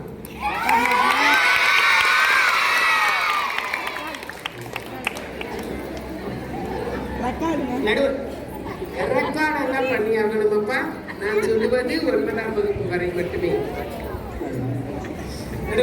ரெக்கார்டு பண்ணேன்னா மார்க் போட முடியாது. எதிர்கால இந்தியாவே கனவுதாரன்னு அப்துல் கலாம் சொல்லிட்டாங்க. சரி பெரிய மனுஷன் சொல்லிட்டான்னு சொல்லிட்டு எதிர்காலத்தை பத்தி கனவான போய் படுத்தா எதிரே வந்து நிக்குது மிஸ் கொடுத்த டெஸ்ட் ஹோம்ஒர்க் காம்போசிஷன் கிளாஸ் இருக்கு. அப்ப உனக்கு நினைப்பெல்லாம் உங்க மிஸ் மேலதான் இருக்கு.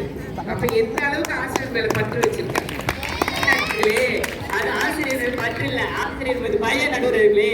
நாளைக்கு டெஸ்ட் இல்லைன்னா இப்போ தருவாங்க நடுவர்களே. அதுக்கு 2 அடி அடிச்சுட்டு போயிடலாம் நடுவர்களே. இப்போ முட்டி போடணும் உக்கி போடணும் அப்படின்னு சொல்லிட்டு மாணவரை கஷ்டப்படுத்த விட்டு 2 அடி அடிச்சா அந்த இடத்துலயே வழி போயிடும் நடுவர்களே.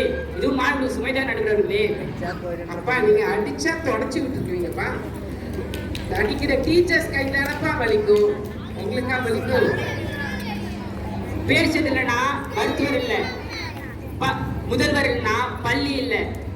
அதே மாதிரி மாணவர்கள்னா ஆசிரியர்கள் நடுவர் அவர்களே எதிரடி சொன்னாங்க நடுவர்களே. நீங்க தான் சொன்னீங்க ஒரு மாணவன் சப்ஜெக்ட் வைஸ் எடுத்து வரலான்னு சொன்னீங்க. சரி நாங்களும் சப்ஜெக்ட் வைஸ் எடுத்து வரணும் நடுவர்களே. எக்ஸ்ட்ரா பிடி பீரியட் ஒன்று இருப்பாரு நடுவர்களே. Thursday Friday PT period.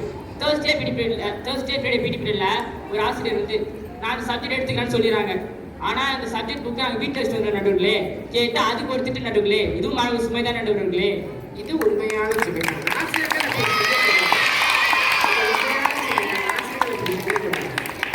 நடுவர்களே முன்பெல்லாம் ஒரு வருஷத்துக்கு 3 புக்கு 3 டேர்ம் நான் எல்கேஜி படிக்கும் நடுவர்களே. எல்கேஜி படிச்சுட்டு 8th வரைக்கும் நான் அந்த ஸ்கூலில் படிக்கணும் நடுவர்களே. முன்பெல்லாம் ஒரு வருஷத்துக்கு 3 டேர்ம் 3 புக்கு படிச்சோமா தூக்கிட்டோமா மேக்ஸிமம் 50 சொல்லுக்குள்ள வரும். ஆனா இப்போ உள்ளதுல ஒரு வருஷத்துக்கு ஒரே புக்கு மொத்தம் 4 சொல்லப்படணும். சரி படிச்சுலாம் அப்படின்னு படிச்சுட்டு எக்ஸாம் போய் உட்காரும். படிச்ச ஒரு கொஸ்டினும் வராது, எல்லாம் 1 கொஸ்டின் நடுவர்களே. அதே மாதிரி அசோகரின் சாதனைகள் எடுத்துங்க அப்படின்னாங்க. சரி நான் புக்கில் ஒரு படிச்ச கொஸ்டின் இருந்து சரி அசோகர் மரத்தை நட்டான், இடதுபுறமும் நட்டான் வலதுபுறமும் நட்டான். இடதுபுறம் மாக்கன்று வாழைக்கன்று தென்னைக்கன்று நட்டார், வலதுபுறம் பனைக்கன்று அது மாதிரி நட்டார்னு சொல்லி எழுதி வச்சிட்டேன். அதே போல அது குருவி குடுக்கட்டியது அப்படின்னு எழுதி வச்சுருங்களே. இதுக்கு போய் கேட்டா டீச்சர் மார்க் போடல. ஏன் போடன்னு கேட்டா ஓன் ரைட்டிங் எழுதி வச்சுக்கிறாங்க. அதே ஒரு ஓன் கொஸ்டின் நடுங்களே. இது மாணவ சுமை நடுங்களே. ஒரு மாணவன் ஆனா மாணவர்கள் வந்து சிந்தித்து படிக்காததால் தான் வரும் பிரச்சனையை தவிர, என்னுடைய ஆசிரியர் தொழிலில் நடந்த ஒரு உண்மை நிகழ்ச்சி இது. நான் சொல்ல போவது என்னுடைய ஆசிரியர் தொழிலில் நடந்த உண்மை நிகழ்ச்சி. நான் ஒரு வரலாற்று ஆசிரியர். ஒரு கேள்வி கேட்டேன். நீங்கள் சொல்றீங்க பையனை இப்படி பதில் சொல்லுவான், பொண்ணுங்க இப்படி பதில் சொல்லுவோம் அப்படின்னு. பெண்கள் சொல்லும் பதில் வேற மாதிரி இருக்கும், ஆண்கள் சொல்லும் பதில் வேற மாதிரி இருக்கும், மாணவன் சொல்லும் பதில் வேற மாதிரி இருக்கும், ஆசிரியர் சொல்லும் பதில் வேற மாதிரி இருக்கும். சாரி, பெண்கள் மாணவிகள் சொல்லும் பதில் வேற மாதிரி இருக்கும். நான் கேட்ட கேள்வி, 3ஆம் உலகப் போர் வந்தால் இந்தியா எப்படி இருக்கும்? நான் கேட்ட கேள்வி, 3ஆம் உலகப் போர் வந்தால் இந்தியா எப்படி இருக்கும்? நீங்கள் சொல்றீங்க ஒரு ஆசிரியருக்கு பாடம் நடத்திட்டு போற வேலை தானே. ஆனா பாடம் நடத்தும் போது மாணவிகள் எப்படி கவனிக்கிறாங்க, மாணவர்கள் எப்படி கவனிக்கிறாங்க, மாணவர்களோட திறமை எப்படி இருக்கு, மாணவிகளோட திறமை எப்படி இருக்கு, இது ஒவ்வொருத்தையும் ஆசிரியர்கள் பார்க்கணும்.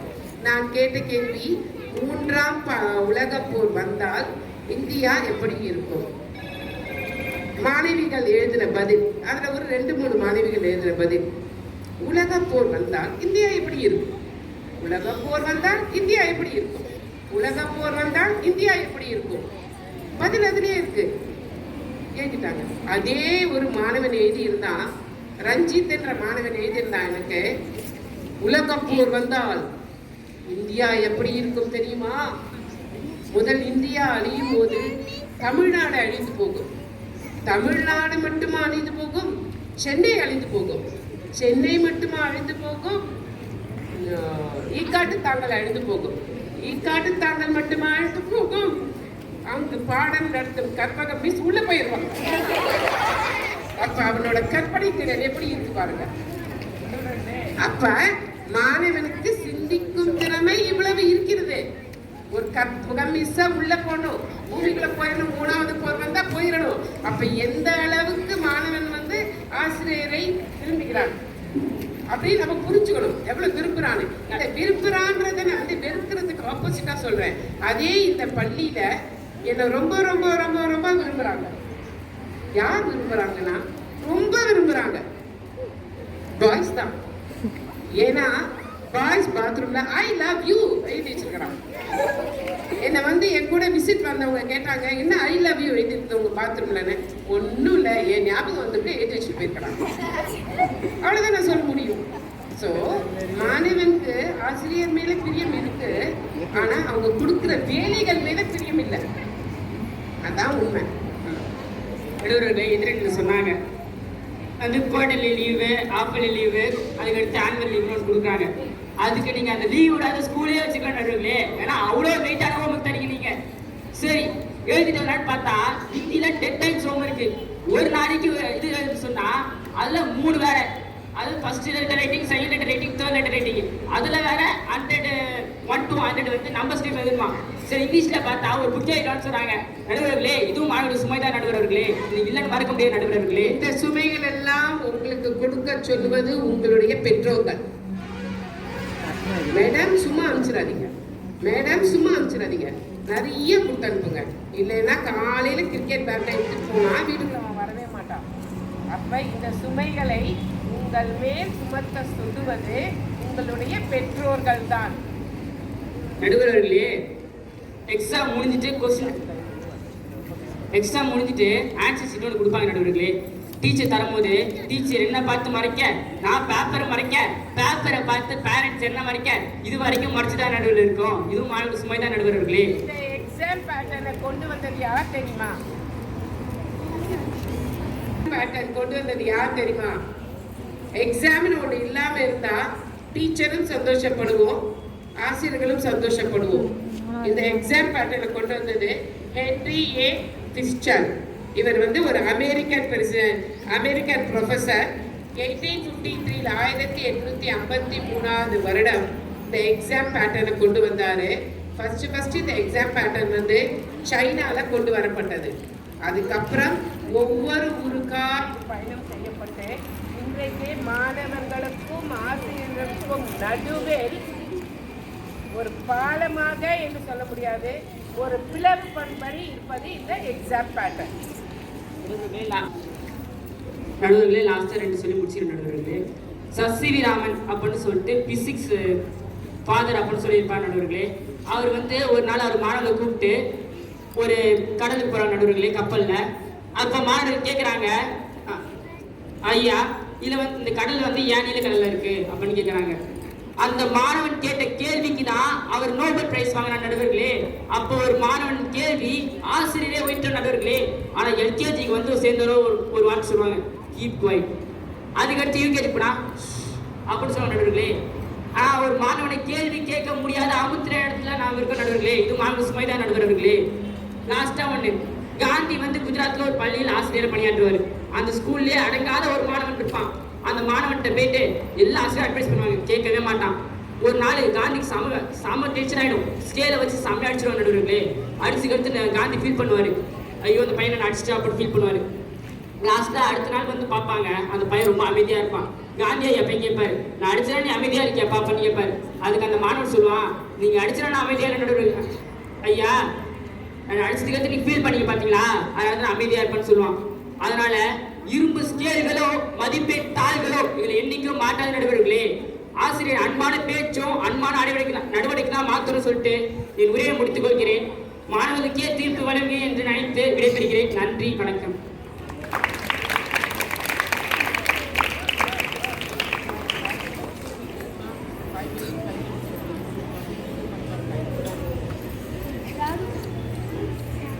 ராகு போல கொடுப்பவனும் இல்லை, கேட்டு போல கெடுப்பவனும் இல்லை என்பது சாத்திரம். அதுபோல எவ்வளவு கல்வி அறிவை கொடுத்தாலும் குறைகளை மட்டுமே கூறும் மாணவனுக்கு ஒரு பதில் கூற வருகிறார் நம் ராகுல்.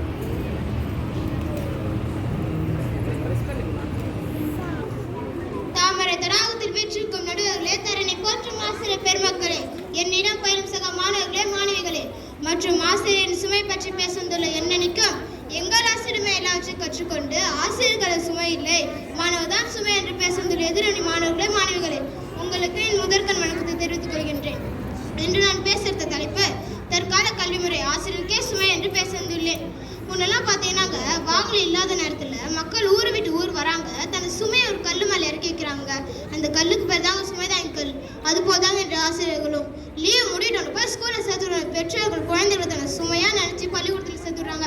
வீட்டில் பாலாக இருந்தானே பள்ளிக்கூடத்தை தலையாக்குறதே நம்ம ஆசிரியர்கள் தானுங்க. அரசாங்கமும் புதிய புதிய கல்விமுறைகளை கொண்டு வராங்க. இது எல்லாத்தையும் சுமக்கக்கூடிய ஒரு சுமைதாங்கி போதாங்க என்ற ஆசிரியர்கள் இருக்காங்க. கல்லை கடவுளாக்கு என்று சொன்னவுடன் அதில் அழகிய அம்மனாக ஐயனாராக படிக்க சிற்பிக்கு எவ்வளவு சிரமமோ அது போதா என்ற ஆசிரியர்களுக்கும் இன்றைய கல்விமுறை சுமையே. வீட்டின் சுமை மருந்து நாட்டிற்கு ஒரு நல்ல மாணவன் மாணவி தர அவர்கள் தினம் தினம் படும் கஷ்டம் எத்தனை சுமையானது. நடுவர்களே, எல்கேஜி முதல் எதிர்கால படிப்பு வரை ஒரு ஆசிரியர் துணை இல்லாமல் ஒரு மாணவன் வர முடியாது. பெற்றோர்கள் காணும் கனவுகளை நினைவாக்குவதே ஆசிரியர்கள் தானே. கல்விமுறைக்கு ஏற்ப தன்னை மாற்றிக்கொள்ளும் கருவிகளாக இருப்பார்கள் ஆசிரியர்கள்.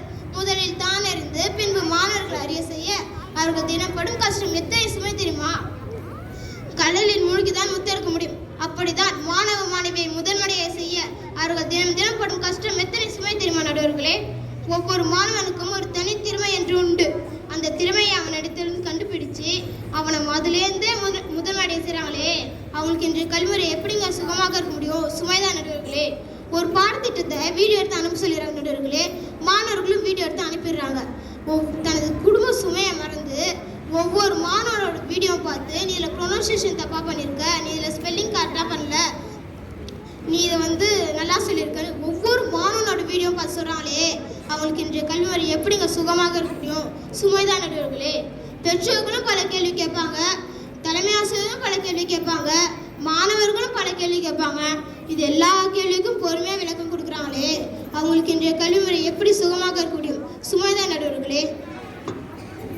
உண்மை அனைத்து ஆசிரியர்களுக்கும் சுமையானது தான். கொடிய நோய் கொரோனா வந்த போதும் மாணவர்களை முதல்மடைய செய்ய அவர்கள் ஆன்லைன் கிளாஸ்னு ஒன்று வச்சாங்க. அந்த கிளாஸில் அந்த கிளாஸ்லேயே முதல்மடை செய்தார்களே, அவங்களுக்கு எப்படிங்க இது சுகமாக இருக்க முடியும் நடுவர்களே? சுமைதான் நடுவர்களே. மண்ணாய் இதனை மனிதனாய் மாற்றியது ஆண்டவனின் படைப்பு, மனிதனாய் இதனை மகானாய் மாற்றியது ஆசிரியர்களின் சிறப்பு. இத்துடன் என் உரையை முடித்துக் கொள்கிறேன். நன்றி, வணக்கம். குளத்தில் பூத்திருப்பதோர் கமலம், இங்கே ஏபிஎன் பள்ளியில் பூத்து குலுங்குவதோ 1000 கமலம். இக்கமலம் மலர் மீது இச்சுமையை வைத்தால் தாங்குமா? தாங்காது தாங்காது அப்படின்னு சொல்ல வருகிறாள் என் மாணவி கமலேஸ்வரி. உலகத்தில் பிறந்தவர்கள் எல்லாம் தாய்மொழியில் பேசுகிறார்கள். உலகத்தில் பிறந்தவர்கள் எல்லாம் தாய்மொழியில் பேசுகிறார்கள். தமிழர்கள் மட்டும்தான் மொழிகளின் தாயான தமிழ் மொழியில் பேசுவார்கள். அத்தகைய தமிழினை வணங்கி இங்கு அமர்ந்திருக்கும் அனைவருக்கும் என் முதற்கண் வணக்கத்தை தொடங்கி என் உரையை தொடங்குகிறேன். ஆசிரியர்கள் தான் சுமையை சுமக்கிறாங்கன்னு சொல்றாங்க. ஆனா ஆசிரியர்கள் ஒருத்தர் சுமக்கிற சுமையை நாங்க ஒரு ஆளா தானே சுமக்கிறோம். அப்ப எங்களுக்கு தானே சுமை நிறைய இருக்கும் நடுவர்களே. இன்றைய காலகட்டத்திலும் அன்றைய காலகட்டத்திலும் நிறைய டெக்னாலஜி வந்துச்சு. ஆசிரியர்கள் படிக்கும் போது அந்த டெக்னாலஜி இல்லை. அப்போ இப்ப இருக்கிற டெக்னாலஜி ஆசிரியர்களுக்கு சுமை, ஆசிரியர்களுக்கே சுமைன்னு சொல்லும். அப்ப மாணவர்களுக்கு சுமையே இல்லாம இருக்குமா நடுவர்களே? வெயிலோடு விளையாடி வெயிலோடு மல்லு கட்டி ஆட்டம் போட்டோமே. அப்படி ஆட்டம் போட வேண்டிய வயசுல 2.5 வயசுல பிளே ஸ்கூல் அனுப்பி அங்க புத்தகங்களை தூக்க வச்சு அந்த குழந்தைங்க 5 வயசு வரைக்கும் விளையாட வேண்டிய குழந்தைங்களை இப்பவே வளரும் போதே சுமையை தூக்கி விட்டா அப்ப இன்றைய காலகட்டத்துல கல்வி சுமையா தானே இருக்கும் நடுவர்களே.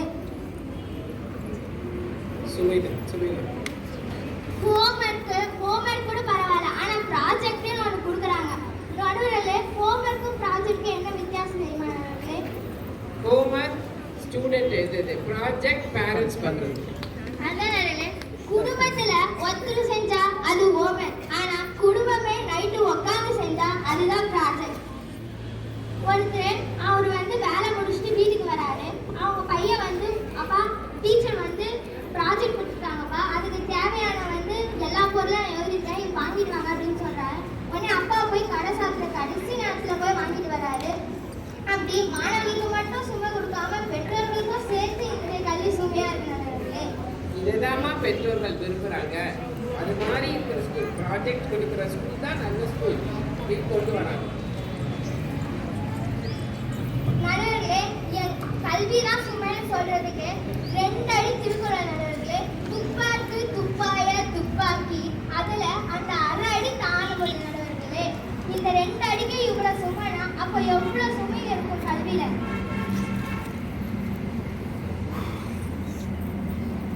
யாருக்காவது பிடிச்ச வேலை செய்ய சொல்லி எதனா சுமையா இருக்குமா நடுவர்களே? பிடிச்ச வேலை செஞ்சா சுமை இல்லை, பிடிக்காத வேலையை செய்யும் மாணவர்களுக்கு அனைத்தும் சுமையே. அப்ப ஆசிரியர்கள் பிடிச்சு தேர்வு செய்ய பணி எப்படி நடுவர்கள் அவங்களுக்கு சுமையா இருக்கும்? அவங்களுக்கு சுமை என்பது நீங்கள் சுமக்கிறது ஒன்றே ஒரு சுமை தான்.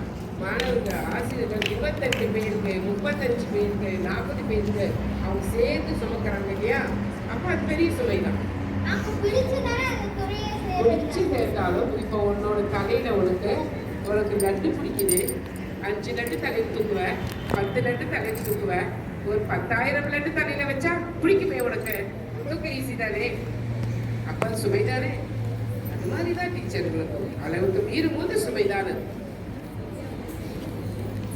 பொய் சொல்லக்கூடாது, உண்மையை தான் சொல்லணும்னு 1ஆம் வகுப்புல இருந்து ஆசிரியர் சொல்லி கொடுக்குறாங்க. ஆனா 10ஆம் வகுப்பு சொல்ல ஆசிரியர்கள் இந்த ஒரு வருஷம் மட்டும் படிச்சிருங்க, அடுத்த வருஷம் 11th 12th ஈஸியா இருக்கும்னு சொல்றாங்க. அதுவும் முடிச்சுட்டு 11th 12th வந்தா இந்த 2 வருஷம் மட்டும் கஷ்டப்படுங்க, காலேஜுக்கு போனா ஜாலியா இருக்கலாம்னு சொல்றாங்க. காலேஜுக்கு போனா ஜாலியா இருக்கலாம்னு நினைச்சா இந்த 3 வருஷம் முடிச்சுட்டு நல்ல பர்சன்டேஜோட வெளியே வந்துருக்கன்னு சொல்றாங்க. ஆனா கல்வின்றது இன்றைய காலையில் மேரத்தான் மாதிரி ஓடிட்டே தானே இருக்கு. சுமையை தூக்கினே எப்பயுமே நிக்கலையே நடக்குது. ஈஸியா அவ்வளவுதான் படிச்சிட்டீங்களா அப்படின்னு சொன்னா உங்களுக்கு எடுக்காது. கொஞ்சம் தான் சொல்லும் போது உங்களால அதை ஒத்துக்கொள்ள முடியும். அதனால தான் அது மாதிரி சொல்றாங்களே தவிர பொய் சொல்லல ஆசிரியர்கள். ஆகவே மாணவர்களுக்கு சுமை அதிகம் என தீர்ப்பளிக்குமாறு கேட்டுக்கொள்கிறேன்.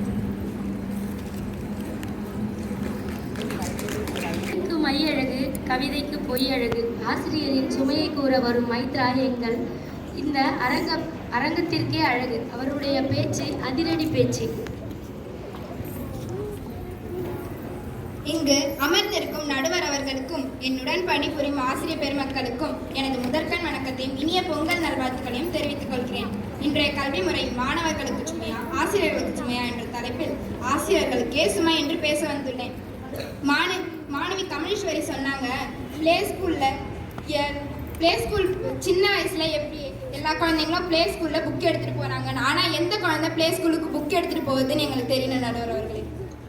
நாங்கள் மாணவர்களோட வளர்ச்சிக்கு நாங்கள் இரவு பகலாக உழைக்கிறோம். காலையில் சீக்கிரம் எழுந்து ஸ்கூலுக்கு வந்து மார்னிங் ஸ்பெஷல் கிளாஸ் எடுத்து அப்புறம் ஸ்கூல் முடிச்சு மறுபடியும் ஈவினிங் ஸ்பெஷல் கிளாஸ் எடுத்து முடிச்சு வீட்டுக்கு வரோம். சரி, காலையிலேருந்து நின்றுட்டு இருந்தோமே, கத்திட்டு இருந்தோமே, இப்பயாச்சும் ரெஸ்ட் எடுக்கலாம் அப்படின்னு நினைப்போம். அப்போ தான் ஞாபகம் வரும் நாங்கள் இன்னும் லெசன் பிளான் எடுக்கணும், லெசன் ப்ரிப்ரேஷன் பண்ணணும் அப்படின்னு. சரி, நான் அது எல்லாத்தையும் முடிச்சுட்டு நைட்டு வீட்டில் இருக்க வேலையும் முடிச்சுட்டு நைட்டு தூங்கவே லேட் ஆகிடும். இப்படி காலையிலேருந்து இரவு வரைக்கும் உழைக்கிற எங்களுக்கு தான் நடுவர் அவர்களே சுமை. உண்மைதான்.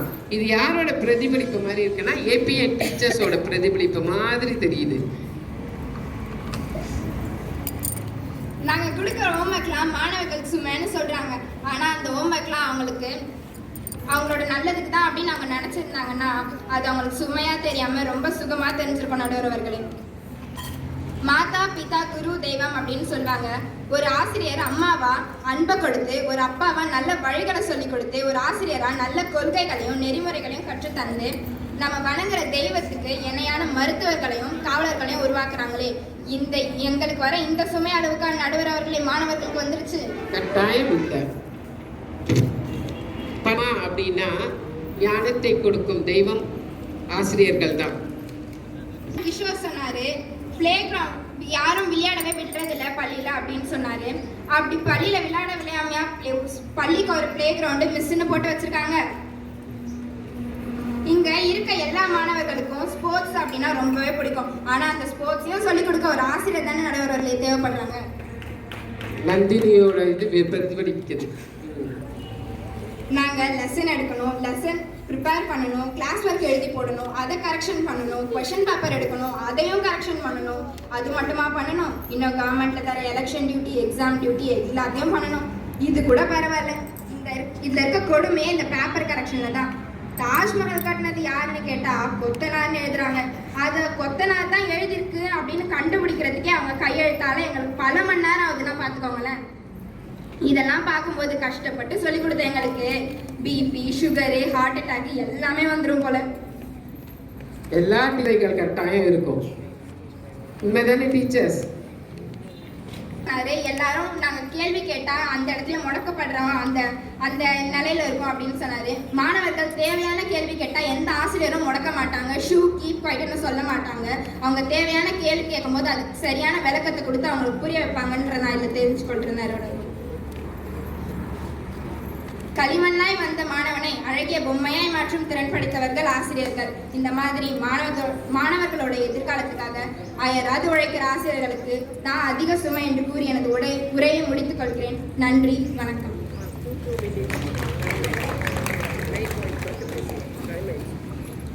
அதாவது கீர்த்தி அப்படின்னா புகழ். அத்தகைய பேரும் புகழும் எம் அணிக்கு தேடித்தர வந்துள்ளார் எம் மாணவி கீர்த்தனா. அனைவருக்கும் என் இனிய காலை வணக்கம் மற்றும் தைத்திங்கள் திருநாள் நல்வாழ்த்துக்கள். இங்கு நடுவராக அமர்ந்திருக்கும் எங்களது கல்வித்தாய் அவர்களுக்கும், அறிவில் சிறந்தவர்களாக விளங்கும் ஆசிரியர் அவர்களுக்கும், மாணவ மணிகளாய் இருக்கும் மாணவ மாணவிகளுக்கும், இங்கு அன்பால் அனைவரையும் அடிமை கொள்ளும் பெற்றோர்களுக்கும் என் இனிய முதற்கண் வணக்கங்கள். இன்றைய தலைப்பு கல்வி மாணவர்களுக்கு சுமையா ஆசிரியர்களுக்கு சுமையா. இதில் மாணவர்களுக்கே சுமை என்று ஆணித்தனமாக கூற வந்துள்ளேன். நடுவர் அவர்களே, ஆசிரியர்கள் அதிக சுமையை தூக்கி வருகிறார்களா அல்லது மாணவர்கள் அதிக சுமையை தூக்கி வருகிறார்களா? முதலே சொல்லிவிட்டேன், மாணவர்கள் தூக்கி வருகிறார்கள், ஆசிரியர்களும் தூக்கி செல்கிறார்கள். ஆசிரியர்கள் ஒரு லஞ்ச் பேக் அப்புறம் ஹேண்ட் பேக் இது மட்டும் தான் எடுத்துட்டு வருவாங்க. ஆனா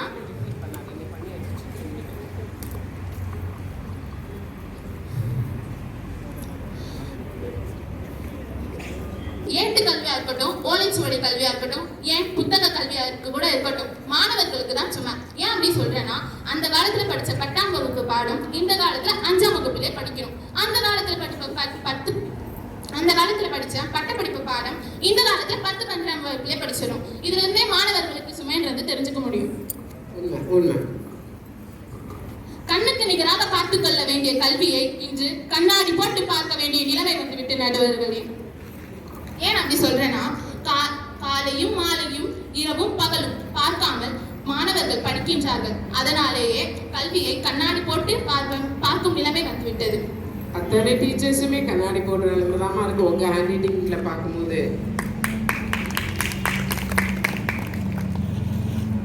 நம்ம தாத்தா பாட்டிலாம் சொல்லுவாங்க, 8ஆம் வகுப்பு படிச்சா அரசாங்க வேலை, 10ஆம் வகுப்பு படிச்சா அரசாங்க வேலை. ஆனா அப்ப இருந்த காலம் இப்ப இல்லைங்க. இப்ப இருக்க பாடம் ரொம்ப கடினமா இருக்கு. இதுலயும் நாங்க தேர்வு எழுதி நல்ல மதிப்பெண் பெற்று வேலைக்கு போனா எங்க படிச்சதுக்கு தகுந்த வேலை கிடைக்கிறது இல்லை. இது மாணவர்களுக்கு சுமதான நடுவர் அவர்களே. இப்போ ஆபரேஷன் கூட ஈஸியா ஆயிடுச்சு. ஆனா இந்த அட்மிஷன் இருக்கே, எப்பப்பா அவ்வளவு கஷ்டமா இருக்கு. இது மாணவர்களுக்கு சுமைதான பெற்றோர்களுக்கு தாமா அது சுமை. இப்போ ஆடு மாடு கோழி இது எல்லாத்தையுமே ஒரு கொட்டடைக்குள்ள அடைச்சு வைப்பாங்க. அதே மாதிரிதான் மாணவர்களை வகுப்பறைக்குள்ள அடைச்சு வைக்கிறாங்க. ஆடு மாடு கோழி எப்படி திறந்து விடுறாங்களோ அதே மாதிரிதான் மாணவர்களை வகுப்பறையில இருந்து திறந்து விடுறாங்க. இதுல இருந்து மாணவர்களுக்கு தான் சுமன்றது தெரிஞ்சுக்க முடியும். கற்க கசடர கற்பவை கற்றபின் நிற்க அதற்கு தக. இத வந்து திருவள்ளுவர் இதுல ஒரு துணைக்கால் கூட சேர்த்திருக்க மாட்டாரு. ஏன் அப்படின்னா, கல்விங்கிறது கல்வி கற்றவனுக்கு துணையே தேவையில்லை அப்படிங்கறத இதுல சொல்லியிருப்பாரு. இப்போ நீங்க சொன்னீங்க, புரிஞ்சுக்கிட்டு படிங்க அப்படின்னு சொல்லிட்டு சொன்னாங்க. ஆனா புரிஞ்சுக்கிட்டு படிச்சு நாங்க எக்ஸாம் எழுதணும்னா 5 மார்க்குக்கு எங்களுக்கு 3 மார்க் தாங்க போடுறாங்க. இதுவே நாங்க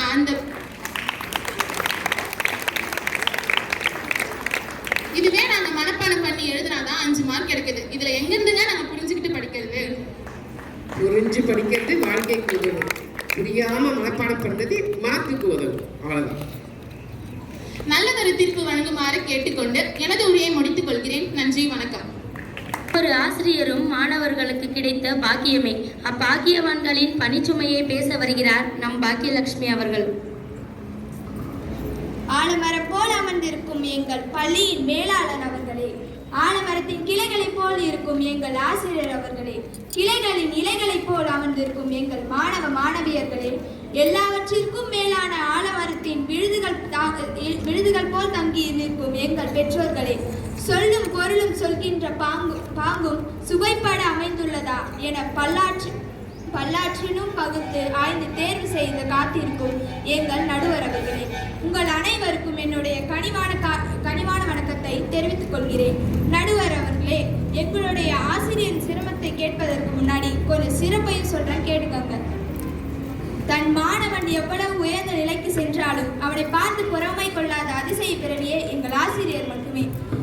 பொறாமை கொள்ளாதவர்கள் ஆசிரியர்கள் மட்டும்தான். எண்ணும் எழுத்தும் கண்ணென தகும் என்பதை உணர்ந்து கொண்டதாதான் கல்வி கண்ணை திறக்க இறைவன் அனுப்பிய தூதனாக ஆசிரியர் இருக்கிறார். நடுவர் அவர்களே, எழுத்தறிவித்தவன் இறைவன் ஆவான் என்பது முன்னோர் வாக்கு. இறைவனை கூட பார்த்திருக்க மாட்டோம். கல்வி கண்ணை திறக்கும் இறைவனை ஆசிரியராக பார்க்கிறோம். கண்ணுடையவர் என்பவர் கற்றோர் முகத்திரண்டும், புண்ணுடையவர் கல்லாதவர் என்று குரலுக்கேற்ப நம்மை நன்கு கற்க வைத்து கண்ணில்லாதவர்களையும் கல்வி கண்ணுடையவர்களாக மாற்றுபவர்கள் ஆசிரியர் மட்டுமே. கற்றோருக்கு சென்றமிடமெல்லாம் சிறப்பு என்று ஔவையார் கூறுவதிலிருந்து கற்றவருக்கு உலகமே சிறப்பளிக்கும் என்பது தெளிவாகிறது. அவ்வாறு சிறப்பையும் மாணவர்களுக்கு தரக்கூடிய பெருமை ஆசிரியர்களுக்கே உரியது என்பது யாராலையும் மறக்க முடியாது. நீங்கள் பின்னாடி ஒரு ஐபிஎஸ் இல்லை ஒரு ஐஏஎஸ் ஆகிட்டீங்கன்னா, இப்போ நீங்கள் உங்களுக்கு சொல்லிக் கொடுத்த டீச்சர் கிட்ட போய் மேம் ஞாபகம் இருக்கா மேம், நான் 2018 பேட்ச் அப்படின்னு சொல்லுங்கள். ஓ அப்படியாப்பா அப்படின்னு சொல்லிட்டு கடந்து போயிடுவாங்க. ஏன் தெரியுமா? அவங்க எதையுமே எதிர்பார்க்காம சாதாரணமாக கடந்து போயிடுவாங்க. ஏன் தெரியுமா நடுவர் அவர்களே? ஏன்னா அவங்க ஒரு ஐபிஎஸ்ஸோ ஒரு ஐஏஎஸ்ஸோ மட்டும் உருவாக்கலீங்க, ஒட்டுமொத்த அரசாங்கத்தையே உருவாக்குபவர் எங்கள் ஆசிரியர்கள் தாங்க நடுவர் அவர்களே. ஒரு வெற்றித்தாளை பள்ளியில் காலடி எடுத்து வைக்கும் நம்மை ஒரு புத்தகமாய் உருவாக்குபவர்கள் ஆசிரியர்கள் மட்டுமே. இன்னும் ஏராளமாக சொல்லிக்கிட்டே போகலாங்க, நானும் நேரம் இல்லைங்க. சிரமத்தை சொல்லி முடித்துக் கொள்கிறேன். அன்றைய பாடத்திட்டமாக இருந்தாலும் சரி, இன்றைய பாடத்திட்டமாக இருந்தாலும் சரி, எல்லாவற்றையும் முதலில் பதிவு செய்து அதை கற்றுத் தருவதில் ஆசிரியர்கள் தான் சுமை அதிகம் என நடுவர்களே. அடியாத மாடு படியாது என்று சொல்வார்கள். அதுபோல அன்றைய காலத்தில் எத்தனை முறை சொன்னாலும் புரியாத மாணவர்களை அடித்து கூட சொல்லிக் கொடுத்தார்கள் எங்கள் ஆசிரியர்கள். படிக்கவில்லை என்றால் அடிப்பார்கள் என பயந்து படித்தார்கள் மாணவர்கள். இன்னொன்று தெரியுமா நடுவர்களே, பிள்ளைகளை பெற்றோர் கூட அடிக்க முடியவில்லை. இந்த காலத்தில் உண்மைதானே என் பெற்றோர்களே? இன்றைய காலத்தில் எங்கள் பிள்ளைகளை அடிக்கவில்லை என்றாலும் பரவாயில்லை, நீங்கள் அடிக்கக்கூடாது என்று, படிக்கவில்லை என்றாலும் பரவாயில்லை, நீங்கள் அடிக்கக்கூடாது என்று பெற்றோர் அந்த காலத்தில் படிக்கவில்லை என்றாலும் அடித்தாவது சொல்லிக் கொடுங்கள் என்று கூறிய பெற்றோர்கள். அதனால்தான் எங்கள் ஆசிரியர்கள் மிகவும் நேர்த்தியாக கையாளுகின்றனர் மாணவர்களை. எப்படி தெரியுமா? அடிக்கதான் கூடாது, முட்டி போட வைத்து, தோப்பு கண்ணு போட வைத்து 10 முறையாவது அவர்கள் மனதில் பதிய வைத்து அப்படியாவது எல்லோரையும் படிக்க வைக்க வேண்டும் என்று போராடி கொண்டிருக்கிறார்கள் எங்கள் ஆசிரியர்கள். ஆகவே ஆசிரியருக்கு தீர்ப்பளிக்குமாறு வேண்டிக் கொள்கிறேன். நன்றி, வணக்கம். ஆசிரியரை பற்றி பாகியலட்சுமி நிறையவே புலம்பியிருந்தார்கள். அன்று அச்சை பாத்திரம் பல ஏழைகளின் வயிற்று பசியை போக்கியது. இன்று அச்சைக்கணியோ பல மாணவர்களின் சுமையை போக்கவும் அதனை எடுத்துரைக்கவும் முத்தான முக்கணியாய் எடுத்துரைக்க வருகிறாள் என் மாணவி அச்சயக்கணி. பங்குனி திங்களில் பாவம் பல போக்கி இந்த பாயினை வெல்ல காத்து கொண்டிருக்கும் என் மாணவ செல்வங்களுக்கும் ஆசிரியர் பெருமக்களுக்கும் நடுவர் அவர்களுக்கும் என் எதிரணி நண்பர்களுக்கும் என் இனிய வணக்கங்கள் மற்றும் பொங்கல் திருநாள் நல்வாழ்த்துக்கள். இன்றைய கல்வி சூழல் மாணவர்களுக்கு தான் சுமை என்று ஆணித்தரமாக கூற வந்துள்ளேன். எங்களுக்கு சுமைனா தேர்வு தேர்வு தேர்வு இதுதாங்க ஃபர்ஸ்ட் இருக்கு. 1ஆம் வகுப்பிலிருந்து 9ஆம் வகுப்பு வர அனைவரும் தேர்ச்சி. ஆனா இந்த 10th 11th 12th படிச்சு முடிக்கிறதுக்குள்ள நாங்க படுற பாடு இருக்கே, ஐயோ யோ. Cyclic test, unit test, monthly test, revision test, public exam repeat. Cyclic test, class test, unit test, monthly test, revision test repeat. இது முடிச்சுட்டு பப்ளிக் எக்ஸாமே முடிச்சுட்டு சரி ஒரு நல்ல வேலைக்கு போனா டாக்டர் ஆகலான்னு பார்த்தா நீட் எக்ஸாம், டீச்சர் ஆகலான்னு பார்த்தா 10 TRB, கவர்மெண்ட் ஆஃபீஸர் ஆகலான்னு பார்த்தா TNPSC, சரி ஒரு இன்ஜினியராவது ஆகலான்னு பார்த்தா JEE எக்ஸாம் வைக்கிறாங்க. அதையும் முடிச்சுட்டு வேலைக்கு போனா எங்களுக்கு நிரந்தர வேலை வாய்ப்பு இல்லை. இந்த கல்வி சூழல் எங்களுக்கு எக்ஸாமை கிளியரா பண்ணீங்கன்னா உங்களுக்கு நிரந்தர வாய்ப்பு உண்டு. நீங்கள் அங்கே எக்ஸாம்லயும் தடுமாறுறதால தான் உங்களால சாதிக்க முடியல. இக்கால கல்வி முறை வடிகட்டுதல் மாதிரி ஆயிடுச்சுங்க. தேர்வில் தோல்வி அடைந்த மாணவர்களை தகுதி இல்லாதவர்கள் அப்படின்னு முத்திரை குத்தி ஒதுக்கி விடுகிறார்கள் நடுவர் அவர்களே. இது எங்களுக்கு ஒரு சுமைதானே? சுமை என்று சொல்ல முடியாது. நீங்கள் புரிந்து படித்து மேலே வந்தால் சுமை அல்ல. இக்கால கல்வி முறை கடை சரக்கு போல ஆகிவிட்டது. விலைக்கு ஏற்ற மாதிரி ஒவ்வொரு ரகமான கல்வி நமக்கு கிடைக்கிறது நடுவர் அவர்களே. ICSE, CBSE, matriculation, government school இதெல்லாம் பெற்றோர்கள் தாமா எதிர்பார்க்கறது. CBSE ஸ்கூலா, மெட்ரிகுலேஷன் ஸ்கூலா, ஸ்டேட் போர்ட் ஸ்கூலா கேட்கறது பெற்றோர்கள் தான். ஆசிரியர்கள் செய்யவில்லை. ஆசிரியர்கள் கொடுக்கும் பணியை மட்டும்தான் செய்கிறாங்க. பெற்றோர்கள் தான் அதையெல்லாம் எதிர்பார்ப்பது. ஸோ உங்களுக்கு சுமை ஏற்றுவது உங்கள் பெற்றோர்கள் தான். ஏற்றத்தாழ்வுகளையும் ஏழை பணக்காரன் என்ற எண்ணங்களையும் நீக்குகிறது தான் கல்வியின் குறிக்கோள் என்று கொண்டால் இந்த கல்வி முறை மேலும் மேலும் ஏற்றத்தாழ்வுள்ள ஒரு சமுதாயத்தை தானே உருவாக்குகிறது நடுவர் அவர்களே. சரி, வளரதான் இப்படின்னு பார்த்தா குழந்தை கருவறையில் இருக்கும் போதே அப்பா அட்மிஷன் ஃபார்ம் எடுத்துட்டு போய் ஸ்கூல் வாசல்ல நின்றாரு. அது பிறந்து மூச்சு விடுறது கூட டைம் இல்லாம ஸ்கூல்ல எடுத்துட்டு போய் சேர்த்துறாங்க. A for apple, B for ballனு சொல்ல வேண்டிய குழந்தைய D for DNA, G for geneticsனு Shruti Haasan மாதிரி பேச சொன்னா அது எப்படி நடுவர் அவர்களே பேசும்? மாற்றம், கால மாற்றம் அவர்களை அது மாதிரி செய்ய வைக்குதுமா. அட்வான்ஸ்ட் எஜுகேஷன், எக்ஸிட் கல்வி முறை, சமச்சீர் கல்வி முறைன்னு மாணவர்களை இக்கால கல்வி முறை பரபரப்பு தாங்க படுத்துது. நம்ம மாணவர்கள்லாம் அரிசி மாவு மாதிரி இட்லி, தோசை, ஏன் பணியாரம் கூட வரும். பூரி, சப்பாத்திலாம் வரணும்னா எப்படி நடுவர்களே வர முடியும்? ஆனா அந்த பூரி தான் எங்க டீச்சர்ஸ் பண்ணிடுவாங்கம்மா.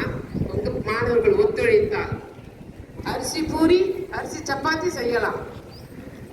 மற்ற மாணவர்களை மற்ற மாணவர்களுடன் ஒப்பிடுவது என்பது அவர்களுக்கு மன அழுத்தத்தையும் தாழ்வு மனப்பான்மையும். இது உண்மை. ஒப்பிடக்கூடாது. அவன் உன் கூட தானே படிக்கிறான், அவனால மட்டும் ஏன் முடியுது, உன்னால ஏன் முடியல? தாய் நாயானாலும் அது குட்டிங்களுக்கு அது எப்பவுமே தேவைதாங்க. அது மாதிரி தானே நாங்கள் மாணவர்கள் டாப்பர், ஆவரேஜ், ஸ்லோ லேர்னர்ஸ் எப்படி இருந்தாலும் உங்கள் வகுப்பில் தானே நாங்கள்லாம் படிக்கிறோம். மாணவர்களை கம்பேர் பண்ணுறதுன்றது வீரப்பனையும் ஐயப்பனையும் கம்பேர் பண்ணுற மாதிரி இருக்குது. வீரப்பனும் காட்டல, ஐயப்பனும் காட்டல. வீரப்பனை சுற்றி போலீஸ் கூட்டம் மாதிரி ஐயப்பன் சும்மாதானமா இருக்கிறாரு, அவர் ஏமாவை இருக்கிறாங்க. எவ்வாறு அவர்கள் இருவரையும் நம்மால் கம்பேர் பண்ணி பார்க்க முடியாதோ அதே மாதிரி எந்த மாணவனையும் ஒருத்தர் கம்பேர் பண்ண முடியாது நடுவர். அது உங்க பெற்றோர்களுக்கு தான் தெரியும். எந்த ஆசிரியர்களும் கம்பேர் பண்றது இல்லை, பெற்றோர்கள் தான் கம்பேர் பண்றது. ஒரு நாள் எங்க பக்கத்து வீட்டுல ஒரே சத்தம், ஏன்டா சுரேஷ், உன்னை நம்பிதானே இவ்வளவு நான் காசு கட்டி படிக்க வச்சேன், என் ஆசையிலெல்லாம் மண்ணள்ளி போட்டுட்டியடா, உன்னை நம்பிதான்டா இவ்வளவு பெரிய ஸ்கூல்ல சேர்த்தேன். நானும் நினைச்சேன் பையன் 12th ஸ்டாண்டர்ட்ல கம்மியா மார்க் எடுத்துட்டான், கட் ஆஃப் கம்மி ஆயிடுச்சு போல, ஐஐடி என்ட்ரன்ஸ்ல போட்டுக்கிட்டான்னு நினைச்சேன். ஆனா பையன் யூகேஜி தாங்க படிக்கிறான். பக்கத்து பெஞ்ச் மாணவனோட 2 மார்க் கம்மியா எடுத்துட்டானா. இவ்வளவு பிரஷர் கொடுத்தா அந்த மாணவருக்கு மன அழுத்தம் தானே நடுவர் அவர்களை உண்டாது. அது உண்மை. மாணவர்களின் மன அழுத்தம் புரியுது எனக்கு. தோல்விகளை பார்த்து மிக எளிதில் துவண்டு போகின்ற மாணவர்களுக்கு நீ தோல்வி அடைந்தாலும் பரவாயில்லை, என் அன்பு உனக்கு உண்டு என்று சொல்லும் அஷூரன்ஸ் தானே எங்களுக்கு தேவையா இருக்கு. எப்படியாவது ஜெயிச்சுடு, அவனை விட மார்க் அதிகமா எடுத்துடுன்னு சொல்லி பிரஷர் பண்ணக்கூடாது நடுவர் அவர்களே. இந்த பிரஷர் கொடுக்கறதெல்லாம் ஆசிரியர்கள் அல்ல, பெற்றோர்கள் தான். ஆகையால் நல்ல தீர்ப்பு வழங்குமாறு தாழ்மையுடன் கேட்டு விடைபெறுகிறேன். நன்றி, வணக்கம். உருவாகி தன்னையே அழிக்க வரும் கோடரி காம்புகளைப் போல செயல்படும் மாணவரணியின் வாதத்தை முறியடிக்க வருகிறார். அனல் பறக்கும் பேச்சில் அரங்கத்தையே அதிர வைக்க வருகிறார். ஆலிநாள் பிரவீன்.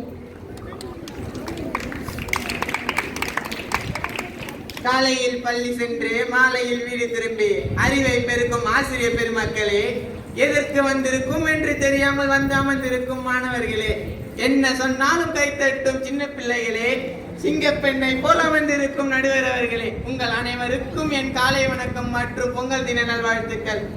காலையில் எழுந்து வீட்டு வேலை செய்யறோமோ இல்லையோ, லெசன் எடுக்க தேவையான எல்லாத்தையும் எடுத்துன்னு ஸ்கூலுக்கு வருவோம். ஃபர்ஸ்ட் பீரியட் உள்ள போவோம், எல்லாரும் முகமும் சும்மா தகன்னு நின்னோம். நம்ம இன்னைக்கு ஒரு லெசனை கன்ஃபார்ம் முடிச்சிடலான்னு உள்ள போவோம்.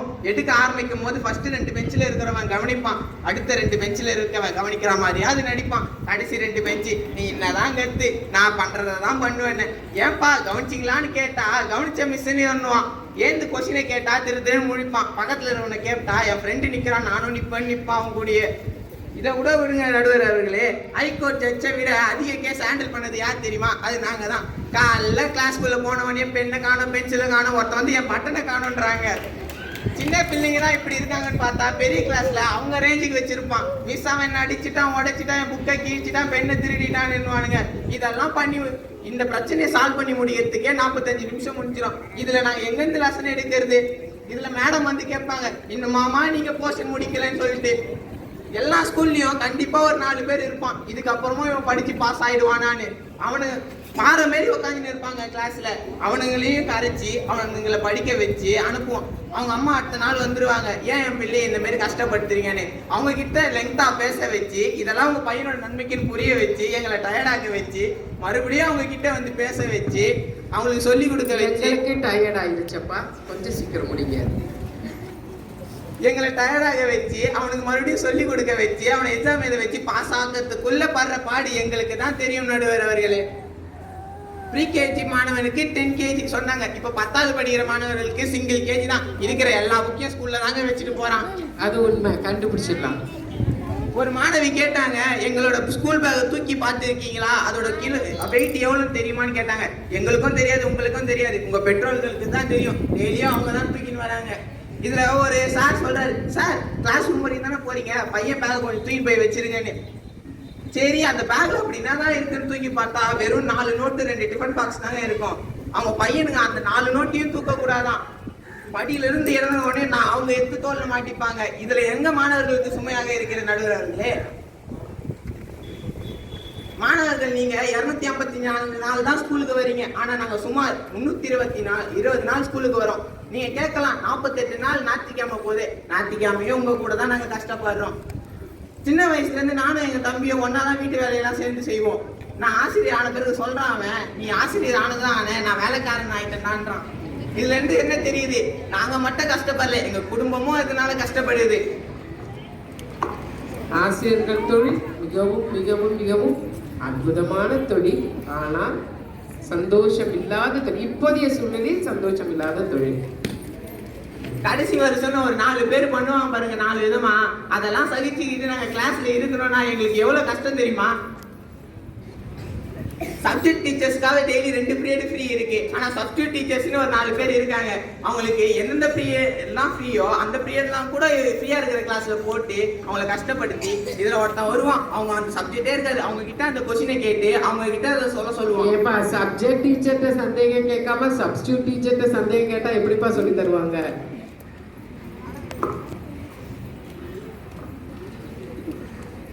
நிறைய பேர் சொல்றாங்க ஒலிம்பிக்ஸ்ல கோல்டு குறைஞ்சது காரணம் மேக்ஸ் மிஸ் பீரியட் காரணம் எடுத்துக்கிறாங்க. ஒரு விஷயம் தெரியுமா? 2004ல இருந்து இன்னை வரையும் தொடர்ந்து ஈட்டியறியதுல கோல்டு மெடல் எடுக்கிறவரு நீரஜ் சோப்ரா. அவரோட திறமையை கண்டுபிடிச்சதே ஒரு கணக்காசிரியர் தான். ஏன்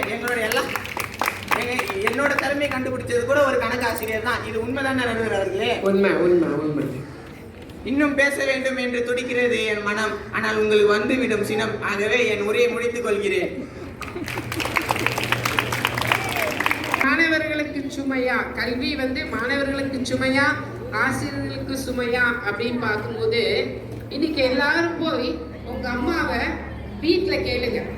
ஓகே, அதுக்கு முன்னாடி ஒரு ஆசிரியர்களுக்கு ஒரு ஆறுதலான வார்த்தை சொல்ல விரும்புகிறேன்.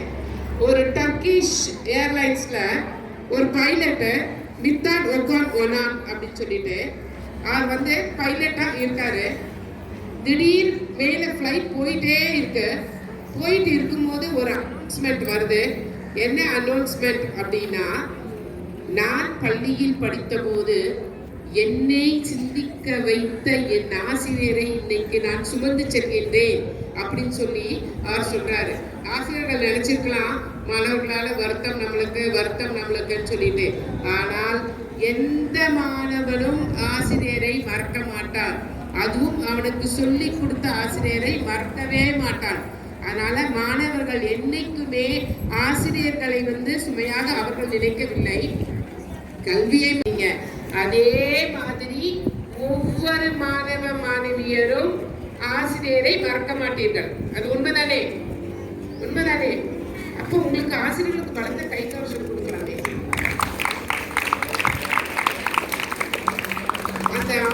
சுமந்து சொல்லும்போது சொல்கிறான், என்னை சிறு வயதில் வழி நடத்திய என் ஆசிரியரை இன்னைக்கு நான் சுமந்து செல்வது எனக்கு மிகவும் சந்தோஷம் அப்படின்னு சொல்றான். மாணவர்களுக்கு நான் திரும்ப திரும்ப சொல்றது என்னன்னா, புரிஞ்சு படிங்க, எதுவுமே உங்களுக்கு சுமை கிடையாது.